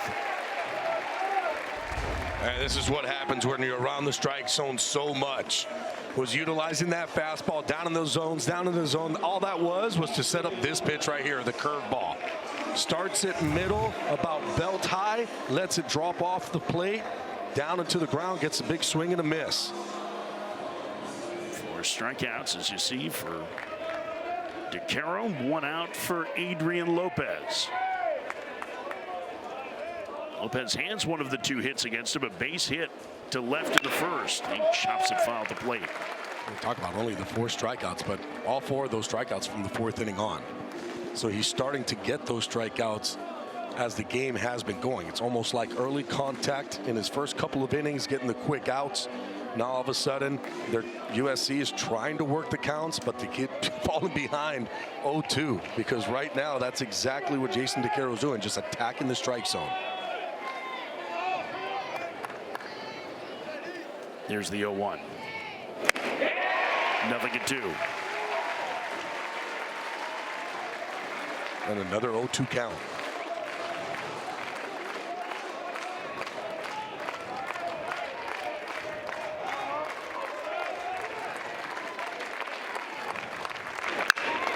Fouled away again.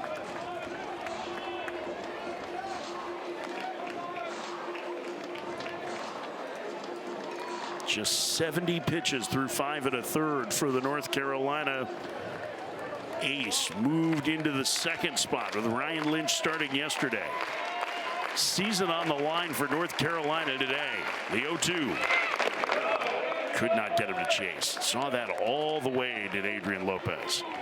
I mean, he throws that same ball over the plate and he gets to swing and miss. That one just started off the plate right out of hand as a hitter. You see it right away. Nope, that's going to be a ball. The 1-2. And that changeup is low, 2-2.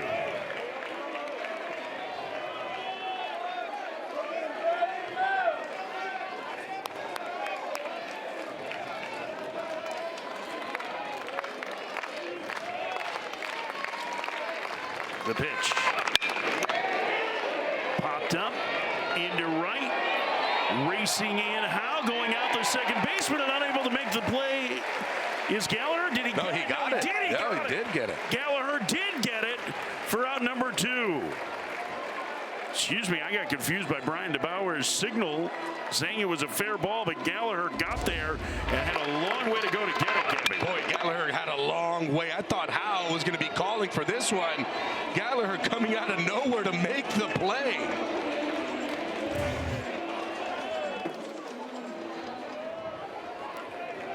excellent job by Gallagher, the top second baseman of the country in defensive runs saved. And the first pitch to Augie Lopez is wrapped foul. 0-1. 14 of the 21 hitters that DeCaro has faced have been behind 0-1. He has 8 0-2 counts so far in this ball game. I mean, he has really been on the attack. That one popped out of the glove of Heineck, 1-1. Heineck, a very good receiver at the bottom of the zone. Just couldn't pull that one back in.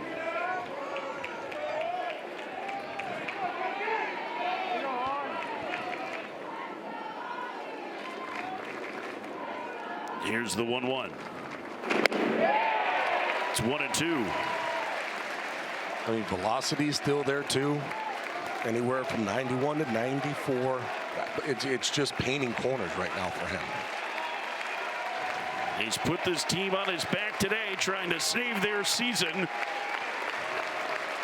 Here comes the 1-2. And that breaking ball nearly hit Augie Lopez. And he wants them to challenge. He says it did hit him. Andy Stankiewicz is asking for a challenge here. Augie Lopez said that breaking ball hit his foot. This would be probably a little tough to see with the angle. But Augie Lopez was pretty definitive and right that's away. the He was thing. like, hey, that hit my foot. I'm always with the hitter right when it happens. Most of the time when they're like that, I'll definitely hit his front toe. Yep. Got him right on the instep, it looked like. USC is challenging the call that the batter was not hit by the pitch. This play is under review. Yeah. Yep. Hits him right in the toe. You can see the ball deflect. Heineck is going out to go make the play. That ball goes the opposite way. This one shouldn't take too long. They will take a look in Pittsburgh. We've seen some where you really can't see, and it looks like it may, can it? But it's hard to tell. This one you could see. As soon as where that ball's coming, look at the deflection. As soon as it hits the foot, where it's going, straight to Heineck's leg. It hits right on the toe. I mean, the difference in this one is it doesn't hit the ground first, right? So you don't have the dirt coming Right. up. It just squarely hits him in the foot. Squarely hits him right in the toe. Right there. I mean, definitive too. And for Andy Stankiewicz, he was like, "Oh, you want me to challenge? I guess it has to be, right?" Augie Lopez is like, "Hey, that ball hit me. Go and challenge right now. We're going to first base." After review, the call is overturned. The batter was hit by the pitch. USC retains their challenge. They have 2 remaining. So USC with a 2-out base runner here in the 6th for Kevin Takeuchi.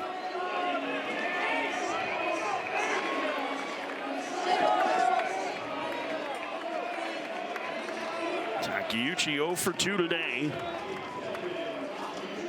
9 home runs on the season for the cleanup hitter. It does look like Caden Glauber is starting to toss in the North Carolina bullpen. First pitch misses. It's 1-0. And I know that Scott Forbes really wants DeCaro to get out of this inning. Why? Because he likes Caden Glauber to come in with nobody on. He likes him to start innings. Glauber is their cheat code out of the pen. He's been outstanding all year. The 1-0. Ooh, Takeuchi squared to bunt, takes way outside, 2-0. These are maybe the first 2 wild pitches that we've seen from DeCaro to start an at bat.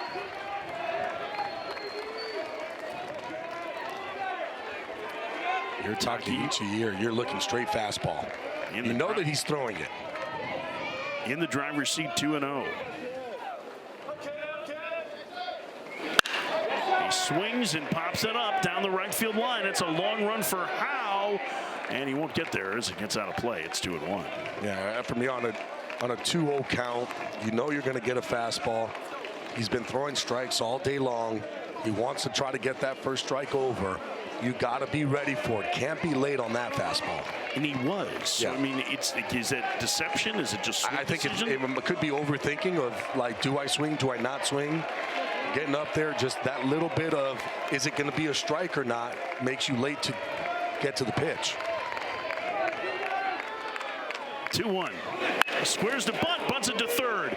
Nicholson charges, gloves, throws on the run. He got him at first, inning over. Cooper Nicholson with a fine defensive play on a really good bunt from Takeuchi. And USC turned aside in the 6th.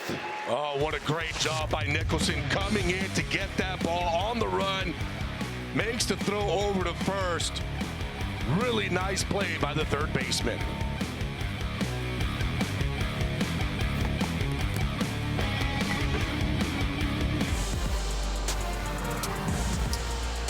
Welcome back to the NCAA Baseball Super Regionals presented by Capital One.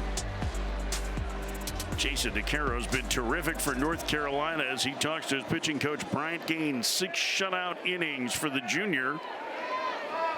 And trying to keep North Carolina's season alive as Sax Matson starts the 7th for USC. Here's what's at stake today. North Carolina needs a win to force a winner-take-all. Game 3 of the Super tomorrow. USC with a comeback victory today would find their way to Omaha for the first time in a quarter century. I count 2-0 here to Gallagher. It is hard to believe it has been that long for the most decorated program in college baseball. But this is just their 4th regional appearance in the last 21 years. Outside, and it's 3-0 to the leadoff hitter in the North Carolina 7th. This is the 4th home super regional in 5 years for North Carolina. The only one that they have won was 2 years ago. And Gallagher draws a leadoff walk. So traffic aboard here in the 7th. The Stanley Cup Final continues tonight. Game 3 with the series tied at 1. Hurricanes and Golden Knights, 8 Eastern. Watch on ABC and stream it live on the ESPN app. Tar Heel Country, home to some great barbecue. By the way, thanks to the folks at Holy Smokes Barbecue and Brisket in Yanceyville for providing food today. It was delish. Provided food for the crew, and my goodness, that's some good barbecue. When in Yanceyville, visit Holy Smokes. Holy Smokes, we've got a pitching change here for USC. Leadoff man aboard for North Carolina in the 7th. They lead 3-0. Oh no. I need to know what Mike Rooney has learned about the Trojan war and the Trojan horse. I think that's something that I'm not sure that he picked up at Notre Dame. No. I'm glad that he's diving deep into Wikipedia, KB. You saw the bracket there with what's at stake today for all of these teams. West Virginia in a weather delay looking to advance. And Sax Matson out of the game for these Trojans from USC as they turn things over to Gavin Lauridsen, the freshman. This is a really big arm for USC, but he has not necessarily been consistent, and he struggled on Sunday against Texas State. Did not retire a batter. First pitch misses inside to Owen Hull. It's 1-0. Yeah, just watching him take his warm-up, it's a big arm. I mean, good fastball, 93, 95 miles an hour. It's the command part that he's been having trouble with. A walk percentage rate of basically 13%. A strike, and the count 1-1. He has really struggled with lefties this year. That's where most of the walks have come from. Left-handed hitters with an on-base plus slugging percentage over 860 against him, and Hull has power. A 1-1 on the ground through the right side, a base hit. Hustling around second and heading to third as Gallagher, the throw gets away. Hull will go to second. And North Carolina putting the pressure on as they look to take control here in the 7th. Oh no, has 3 straight hits the same exact way into the 3-4 hole. Just getting these balls, getting around them, letting your base runners run. I love, too, the way when he hits this ball, he's reading the throw. Gavin Gallagher right away, he's taking off. He's going first to third. He realizes it, he sees it, he knows he's able to get there. Owen Hull, though, as he sees that throw up, he was often running to second. There was never any hesitation from him either. Yesterday, USC's bullpen was great. Today, they've given up a couple of runs, and now the infield in for Macon Winslow, and that one outside, 1-0. But North Carolina has struggled with men in scoring position to this point. They keep creating opportunities. Yep. They got a sac fly from Rom Kellis in a similar situation with one out in the last inning. They have a chance to break this wide open. And right now you see with USC what they're doing. They're playing infield in. They understand they cannot allow another run to come across. Now with playing infield in, if you're UNC, you're not going on contact. You're seeing that ball through. Sean Allen, the pitching coach, out to visit with the freshman reliever. And action already in the USC pen.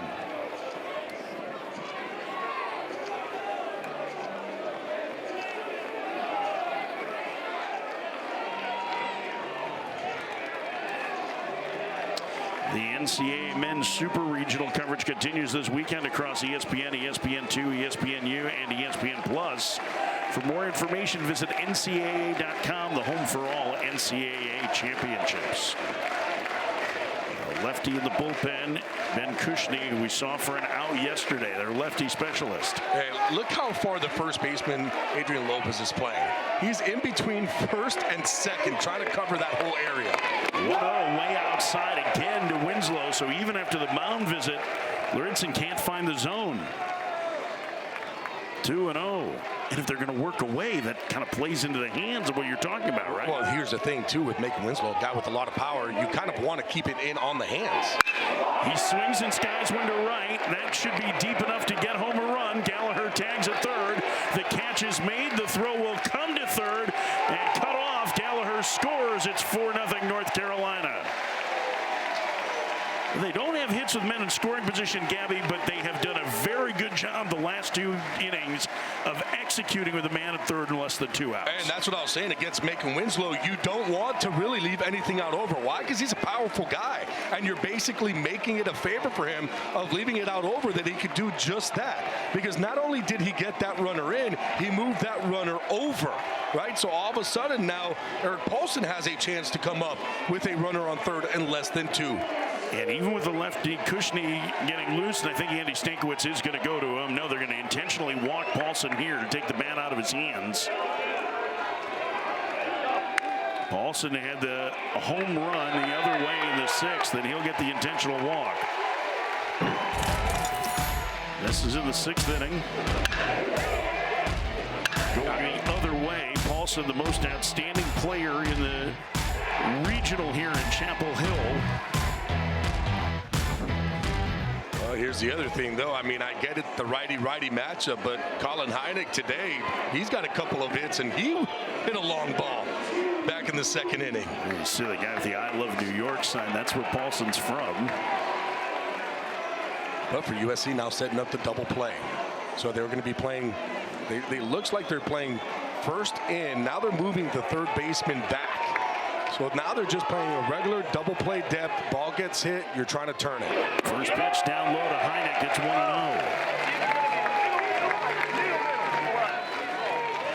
Heineck gave North Carolina the lead with a solo home run in the 2nd inning.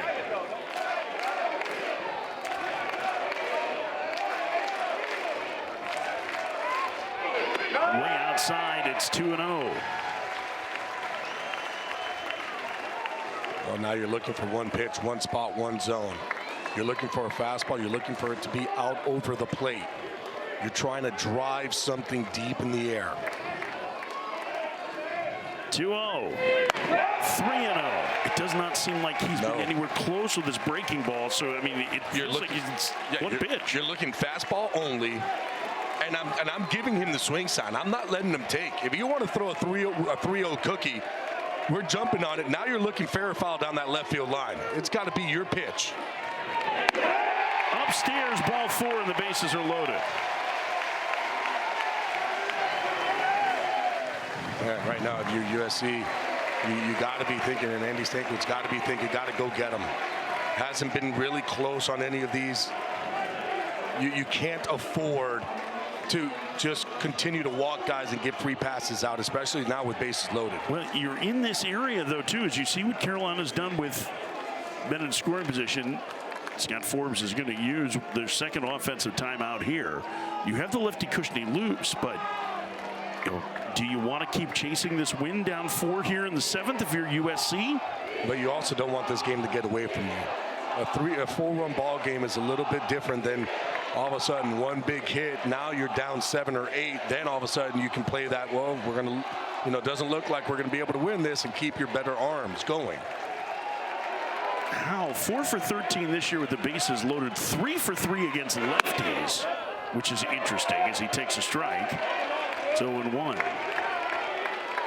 North Carolina looking for their first hit with the bases loaded. They would settle for a sac fly here. Anything to get one more run across, Gabby, it feels like. Yeah, they've had a couple sac flies already here. Howe on the ground to third. Taking to the bag is Takeuchi. Throw first. In time to get him. A huge 5-3 double play. Gets USC out of the jam without any further damage. Kevin Takeuchi turning it. Wow, what a play by Takeuchi. This is not an easy ball. Then realizing, let me get to third, and he sets his feet over. Great pick by Lopez at first base. Tyler Howe slides from right field to left field after hitting into that bases loaded double play to end the inning. Carter French takes over in right field, and Jason DeCaro continues on the mound here with a 4-0 lead in the 7th. We have not seen North Carolina deploy their secret weapon, Caden Glauber, to this point. And with DeCaro cruising as he starts Isaac Cadena with a strike, it's 0-1. There's Glauber just enjoying an energy drink or a little hydration. Here's the 0-1. 1-1. Thought maybe after a little bit of traffic in the 6th that you would see Glauber here, but that's not the decision for Scott Forbes. No, Scott Forbes is looking at it saying the least that I could throw Glauber, the better it's going to be if we're able to win this game.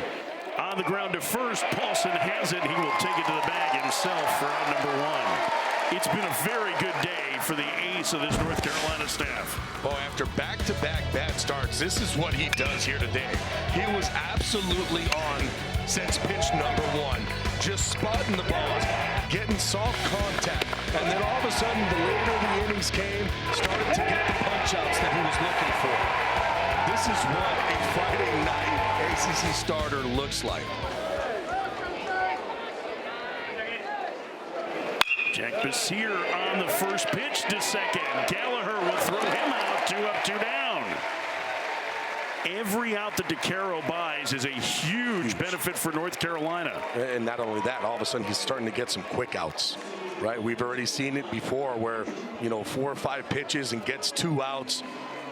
They end up calling a, hitter's timeout to try to change up what DeCaro is doing, trying to change momentum up, but it hasn't bothered DeCaro at all, and still nobody warming up. And they will do the same thing again. They did this the last time that DeCaro needed just 4 pitches to retire the first 2 batters. That was Covarrubias who was at the plate. Now, you said if you were DeCaro the last time that you would just groove a fastball right down the middle. Would you do the same thing to Lamb here? Thing. I mean, this is a guy with real power. Yeah, same exact thing, though. Go ahead, right? Be aggressive in the strike zone. If they're doing this, it's because they understand you got to get base runners on.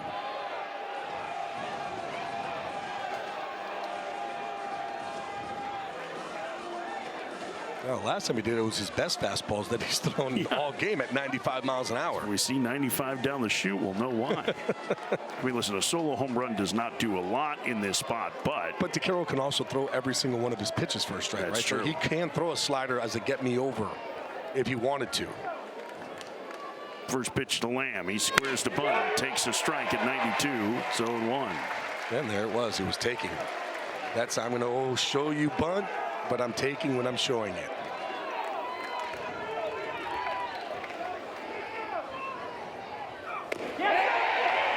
Tried to check his swing. He went around, says Angel Campos at third. It's 0-2. That's 9 0-2 counts for DeCaro in this ball game. Everyone in Carolina blue to their feet.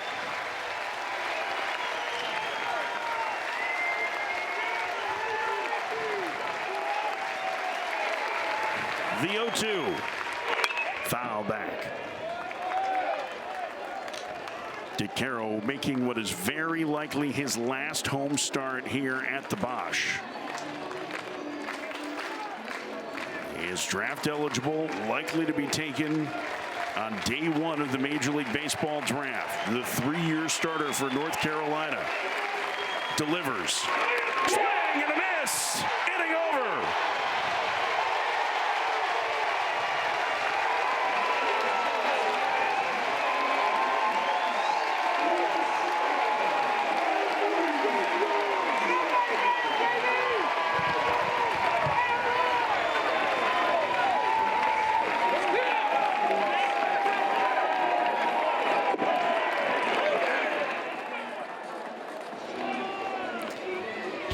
DeCaro, a punch out to end the 7 shutout innings of 2-hit ball with his team's season on the line. And North Carolina leading 4-0 as they come to bat in the 8th, and it does not look like he's gotten the handshake yet. Hey, I don't think he wants it either. Says, I'm feeling it, let me go. At 89 pitches. Just 8 pitches to get through the 7th inning. And 8-9-1 due for USC in the 8th. And the new pitcher for USC. This is Rohan Kasanagotu, the freshman who has an unbelievably weird and awesome curveball. First pitch misses low, 1-0. Here's a story on the curve. It moves like a screwball. And apparently when they saw the data on it, Sean Allen was like, we need to change this pitch. And he said it to people in pro ball, and they were like, don't do anything. We've never seen anything like that. If the hitters can't hit it, let them throw it. And it is funky. I'm actually really excited to see this. I mean, it's a high slot delivery, too. Fastball about 90 miles an hour. Looks like he has a split finger, too. Cooper Nicholson leads off for North Carolina, and he rolls one to third and under the glove of Takeuchi into left field. A base hit. Coming up on Thursday night, Major League Baseball takes the stage on the eve of Omaha, 7 Eastern. It'll be the Mariners and Orioles from Balmer. Catch it on ESPN. You can also stream the game on the ESPN app. Carter French, the senior from Tampa, who's been a key role player the last 4 years for North Carolina, entered as a defensive replacement in the bottom of the 7th. Will bat with Nicholson at first, and he squares the bunt and takes down an in. It's 1-0.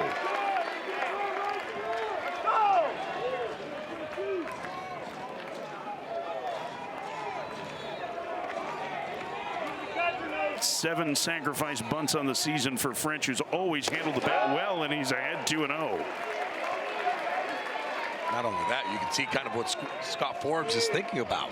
Just get another guy into scoring position. Try to get another run across the board.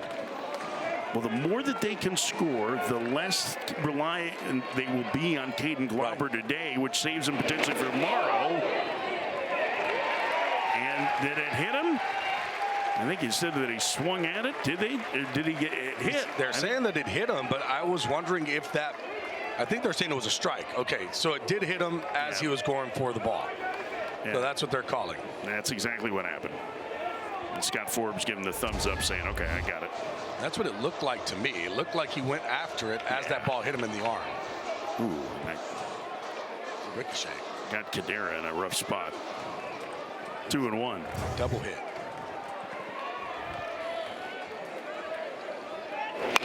Bunted in the air. Kadena makes the catch for out number 1.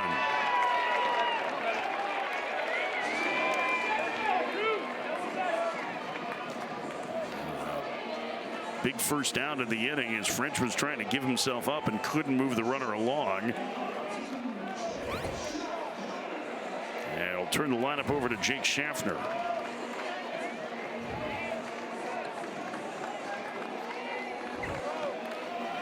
Four nothing. North Carolina leads in the top of the 8th. Schaffner bunts in front of the plate. And the only play at first for out number 2. That was more a bunt for a hit, it seemed like. It just didn't execute it perfectly. Yeah, he was trying to just drag bunt that to third. It just got around it just a little bit. And trying to bump for a hit, trying to bunt it to third, but that bat head just got out a little bit too parallel to home plate. That's going to make it bounce, go right to the pitcher, who's able to easily get him. But they do have now a runner in scoring position yet again. You know, they have been able to chip in a couple of extra runs with sac flies late. Can Gallagher come up with a big 2-out hit? In the dirt, smothered by Cadena. It's 1-0.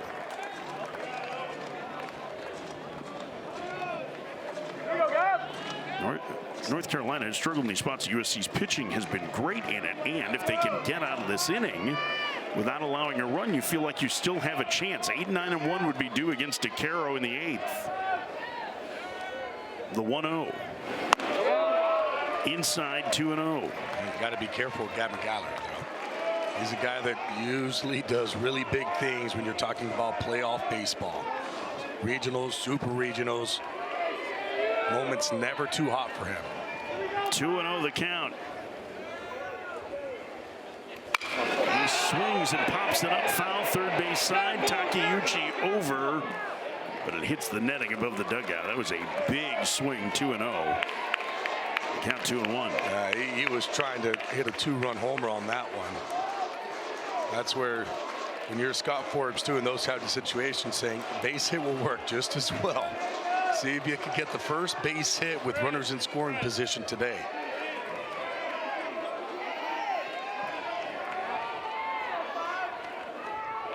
The 2-1. Another big swing and another foul back by Gallagher. It's 2-2.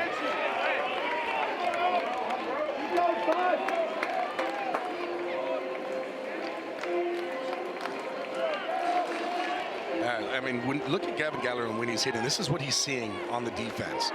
Basically, they're playing him straight pull, that 5-6 hole. So there's a lot of opening right back up the box. He sends that one to center field and deep, going back on Urban, still going back, and he hauls it in and face plants into the fence. A fine running catch by Walter Urban, and Carolina leaves another in scoring position here in the 8th.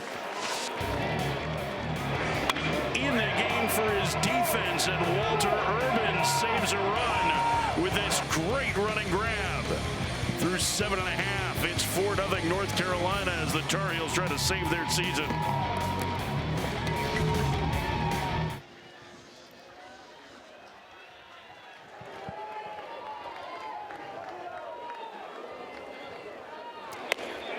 KB Runes, here North Carolina is trusting Jason DeCaro to start the 8th inning. And he starts Dean Carpentier with a strike, 0-1. USC a win from Omaha. North Carolina trying to force game 3 in Supers tomorrow. And Jason DeCaro has been brilliant today. It's 0-2. That's another 0-2 count. Make that 10 so far in a ball game where DeCaro has taken a batter to 0-2. Missed inside.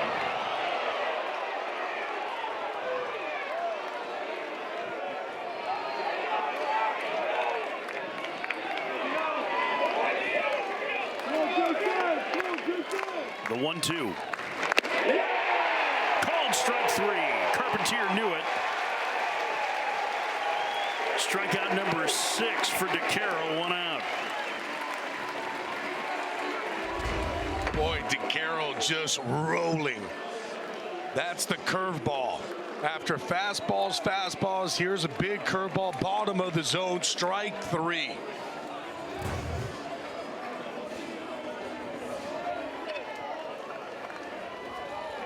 One out for Walter Urban, the number 9 hitter. A strike, it's 0-1. 7 1/3 innings for DeCaro. One of the best starts of his college career in one of the most important games he's ever thrown. This has to be right up there with game 1 in Omaha 2 years ago, maybe more important because their season is on the line. I would put this as the most important. In Omaha, throwing game 1, you know if you lose, you're still going to have another game. Here, there is no other game if you lose. Big-time performance from a big-time player. The 0-2. This is high.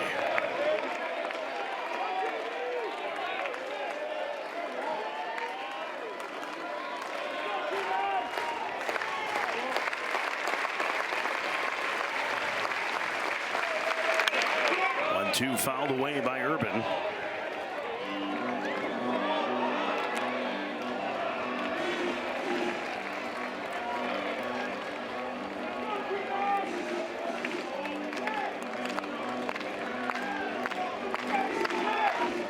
This is the most energized we've heard this North Carolina fan base over the last couple of innings. They finally have some things to cheer about.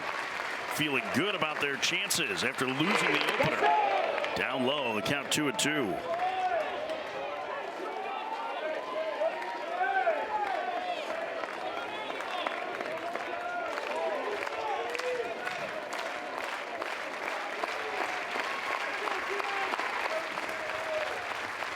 The pitch, way outside, and the count is full. Pitch number 100 in the outing coming for Jason DeCaro.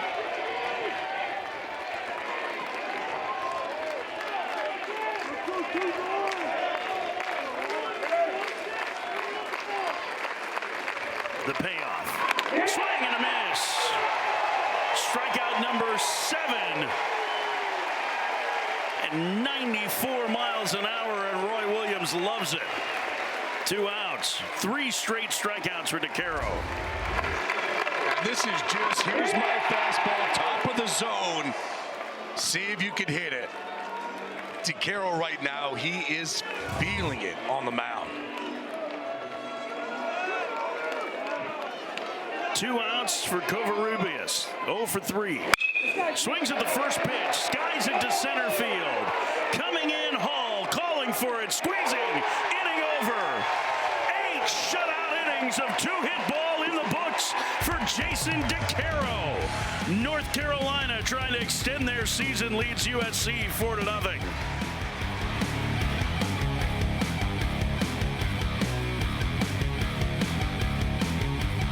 Shutout innings of 2-hit ball, and it does not look like he's received the handshake yet, Gabby, with the top of the order, heart of the order, I should say, for USC in the 9th. The top starter for 3 years in his final game in this ballpark. Looks like he might be heading back out there. Yeah, I think right now Scott Forbes is looking at his offense saying, give me a couple more here so I can send him back out for the 9th, and then you don't have to worry about throwing anybody for the bullpen. You'll have everybody fresh for tomorrow if you're able to finish this game off. Henry Chabot, the new pitcher for USC, and the first one in the dirt to Owen Hall. It's 1-0. Yeah, Chabot, really good curveball, loves to throw it. Throws it 43% of the time. Got a good fastball, though, up to 93 miles an hour on that fastball.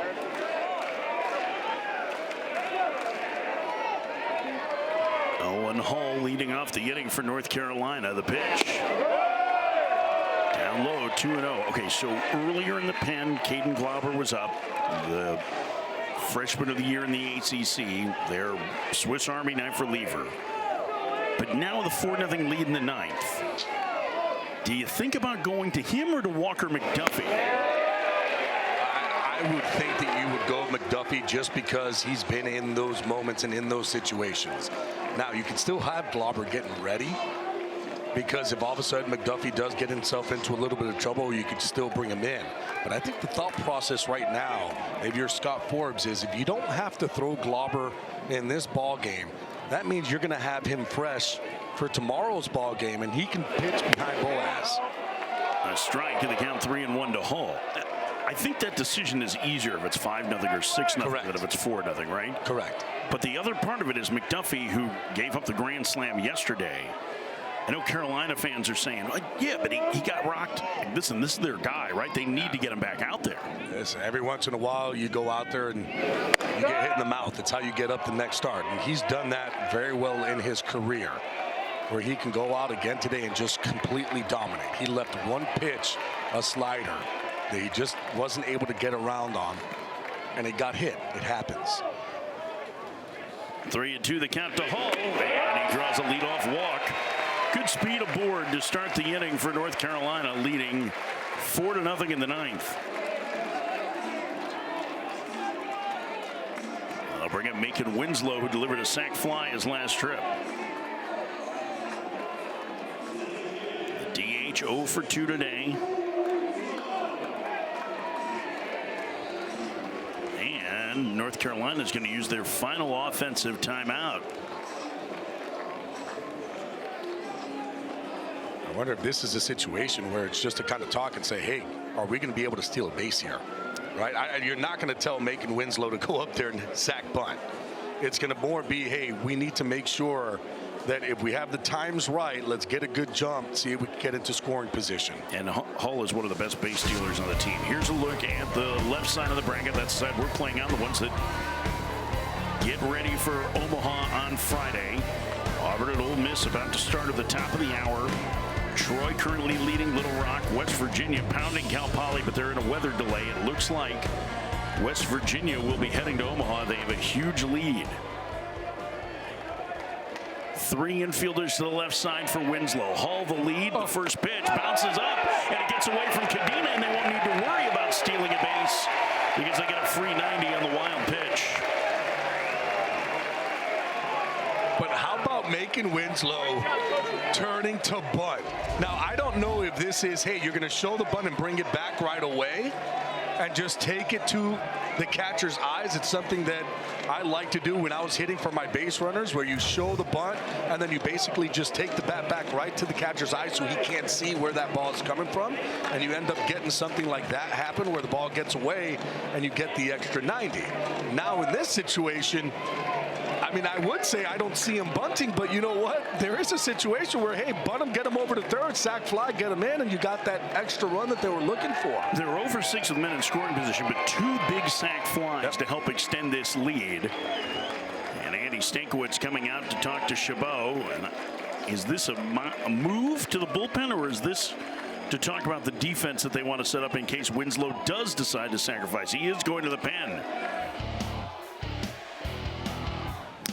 Gabby Sanchez, Mike Farron back in Chapel Hill at Boshamer Stadium. We've reached the 9th inning. North Carolina leading 4-0 as they try to even this year. Before the game, we talked about to Scott Forbes, and he seemed very loose. Must have been because he knew Jason DeCaro was going to pitch really well today. It was funny when we talked to him on the field. He was like, I'm good. And then you see DeCaro on the mound, and you're like, yeah, I guess you are good with how he's been able to throw the baseball today, going 8 innings. He had 11 0-2 counts to start off batters. I mean, doing that, you're going to have a lot of success. Not only that, too, keep that pitch count down. It looks like he's still going to be out there, though. And with the season on the line for to be able to do that, for USC, they have a new pitcher, and this is Garen Rizzo, a junior from Palos Verdes. And he really needs to keep this a 4-run deficit if USC has any hopes of coming back in the bottom of the 9th. Again, what's important here is that USC, with a win, would move on to their first trip to Omaha in 25 years. For North Carolina, it's their season. This is it. If they do not win today, the ACC would not have a team in Omaha for the first time since 2005. And the count 2-0 to Macon Winslow. And while it hasn't been a great offensive day for North Carolina, they have had a lot of chances. They have gotten the pitching that they needed to this point. And Winslow ahead 3-0. And with Rizzo on the mound, it's for him to come in, throw a whole bunch of strikes. Not really a walk guy. Only 3 walks on the season and 8 innings of work. He's the guy that's all around the plate.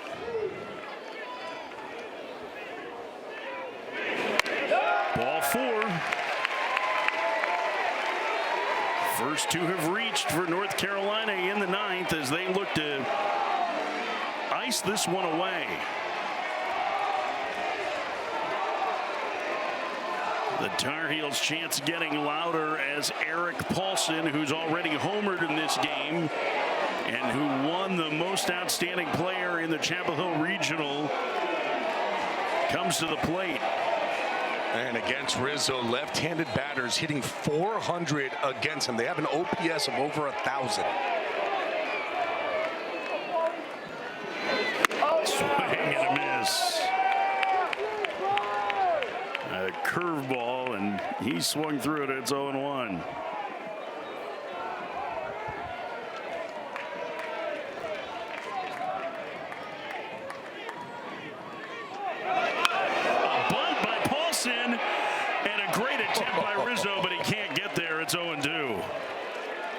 That's very interesting with Aaron Paulson up the bat. I got to think that Scott Forms is saying, I don't know what you're doing, but I want you to swing the bat here. He's laughing a little. You see him go, wow. He's thinking the same thing we're thinking up here. What is going on right now? The element of surprise. The big man's feeling it. Maybe he thinks he can pick him up and put him down. Well, he definitely surprised everyone, especially his head coach. 0-2 on the ground, knocked down. Rizzo's only play will be to first, but that's as good as the sacrifice, as North Carolina puts 2 more in scoring position with 1 out in the 9th.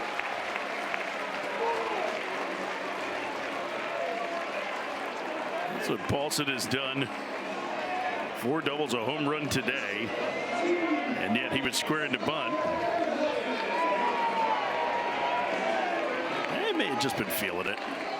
Ready gets the runners over, and the infield will come in for Colin Hynek, who has homered in this game. He's got a pair of hits. North Carolina up 4-0 in the 9th. Outside 1-0. This is the 2nd inning. It started the scoring for North Carolina. Oh boy, that's a fastball in. He got all of it.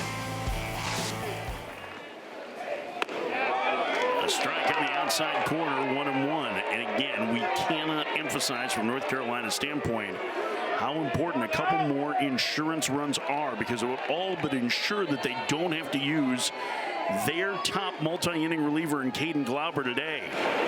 Swing and a miss, 1-2. And while Folger Bohaz has plenty of experience as a Game 3 starter, Glauber is the guy that is the key. It's going to be Glauber and Drew Johnson for big chunks of the game tomorrow. And there's Glauber, the freshman. We have not seen him in this series yet. The 1-2. Outside, 2-2.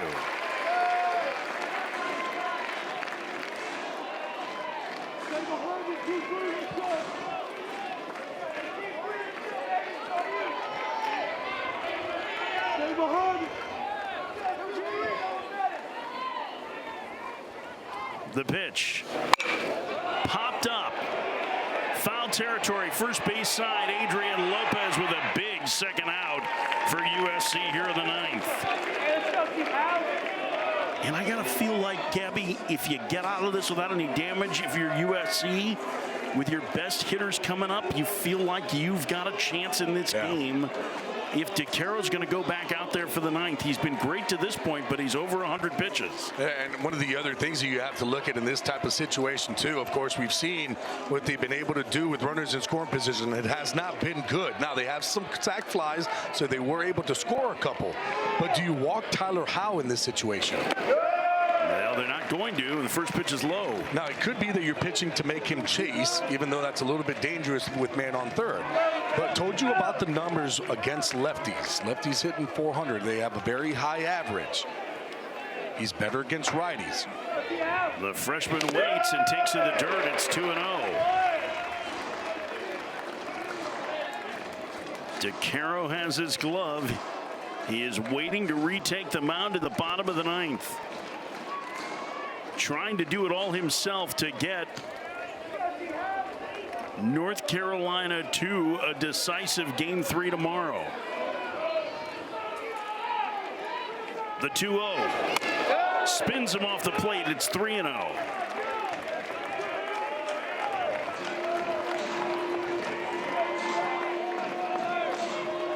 North Carolina's created a ton of traffic. USC has bent but not broken really on the mound.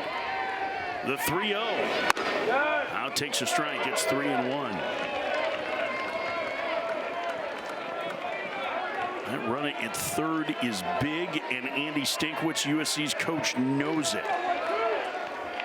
He knows at 4 runs, 1 swing can change the game. Howe walks. Actually, it hit him, I think, and the bases are loaded. There's a lot of times that, I get with hitters staying in there, but on a 3-1 count, you're allowed to move. Don't get hit. You gotta play like you practice. Practice standing in there. You gotta do it all the time. That's not me. Just I'd have been like, I'm going to get to first no matter what. Here we go. No, thank you. Bases loaded, 2 outs, top of the 9th.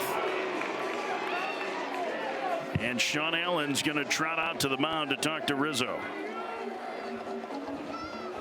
Well, here's the thing. With Rizzo on the mound, there's nowhere to put anybody.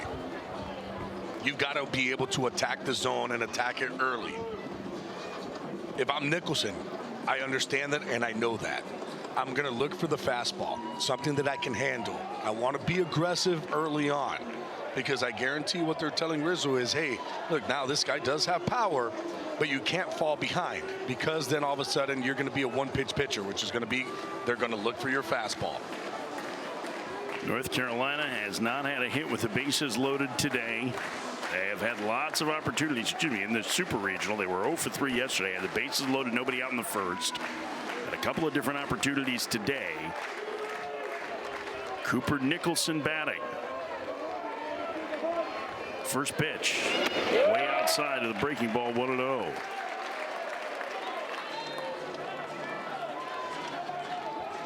Nicholson has struggled with the bases loaded, hitless in his last 12 at-bats with the bags full.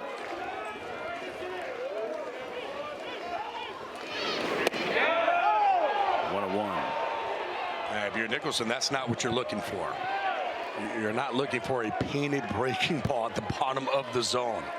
You're looking for something that you can handle, something that's out over. You want that fastball. Leading home run hitter for North Carolina waits. And he swings and skies one to center. Urban is right there to make the catch, and Rizzo pitches out of the bases loaded jam. We head to the bottom of the 9th. Jason DeCaro heading back out, trying to shut the door for North Carolina and extend their season. USC trying to rally and end up in Omaha. Game 2 of Supers, the finale next. He is going to have to go through the heart of the USC order. He has just crossed the 100-pitch mark. He has been in control. And the first pitch is fouled away by Adrian Lopez. It's 0-1.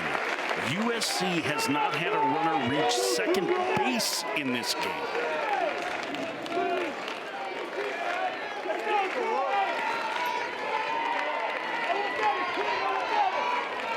The 0-1. Lopez fouls it back. It's 0-2.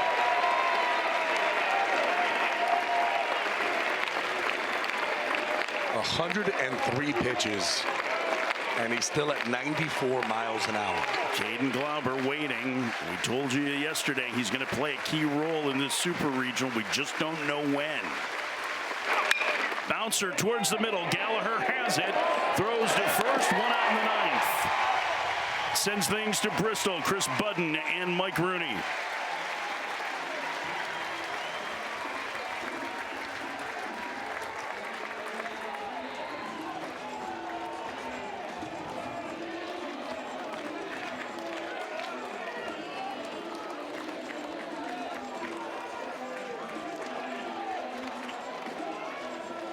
KB, UNC is 2 outs away from extending their season. Jason DeCaro working on a 2-hitter.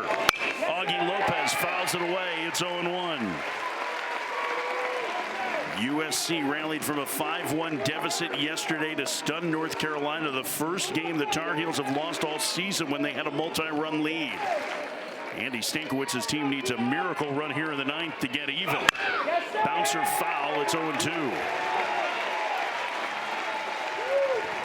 And Jason DeCaro is putting on the best performance of his 3-year career here at North Carolina.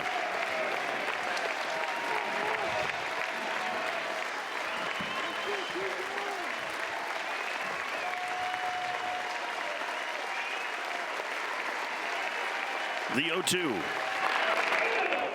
Curveball gets away. It's 1-2.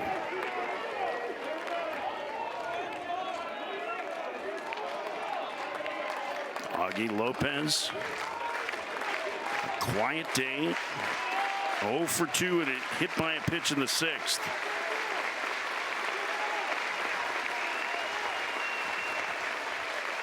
The delivery. Fouled away. Still pumping 94. And the thing is, he's not overthrowing. He's spotting these 94. Right? Usually in these type of situations, guys are at 111 pitches, and they're getting underneath, or 108 pitches, they're getting underneath, and they're just trying to throw as hard as they can. He is still spotting these fastballs. 1-2. Missed inside.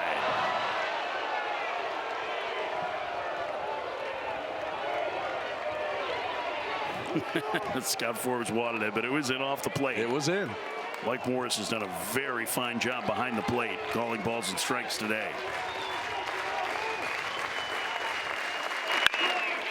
2-2 into left. Coming in is Howe. The freshman makes the catch. 2 outs. DeCaro 1 out away from the first complete game 9-inning shutout in more than 4 years for North Carolina.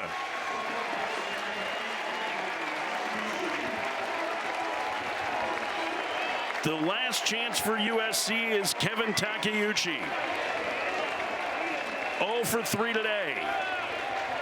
North Carolina 1 out away from forcing a winner-take-all game to go to Omaha tomorrow. First pitch. Foul back. It's 0-1 at 95.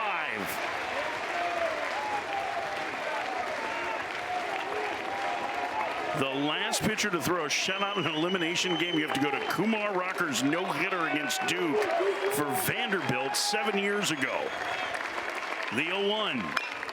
Nothing in 2. And now DeCaro, who set a career high in pitches thrown, 1 strike away from a virtuoso performance with his season on the line.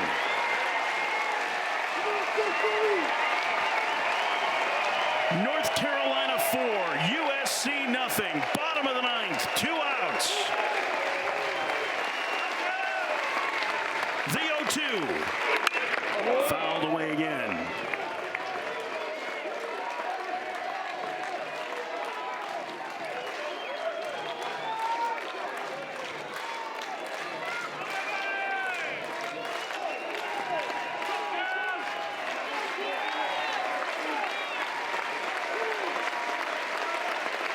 The 0-2 again.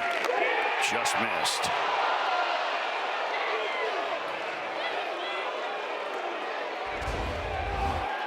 Ooh, Roy Williams thought they had it.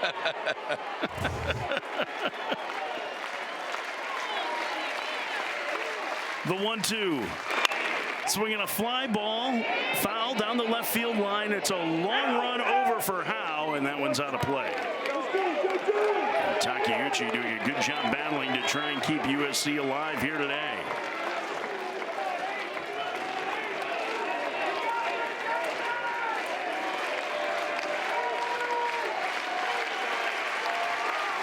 Everyone on their feet at the Bosch.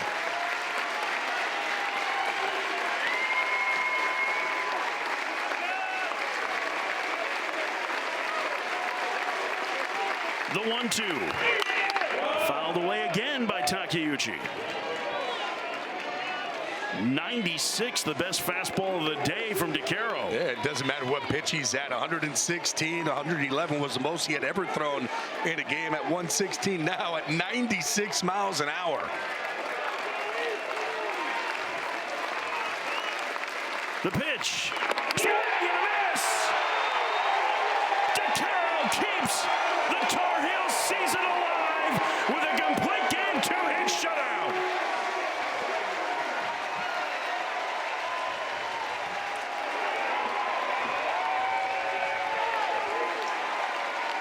Absolute domination today from Jason DeCaro. USC didn't have a single base runner in scoring position, and North Carolina is forced a winner-take-all tomorrow, 4-0. Utilizing the curveball to get the final swing and miss. What a performance by Jason DeCaro. Roy Williams loved it. And there will be one more game at the Bosch tomorrow to decide who is going to Omaha. when they needed him the most. We talked about it. The last 2 starts for DeCaro, not good at all. Only going 3 1/3 in both of those ball games. They needed him, though, back against the wall. Go to your starter, the guy who's been that Friday night starter all season long. And this is the performance that he has given the Tar Heel fans.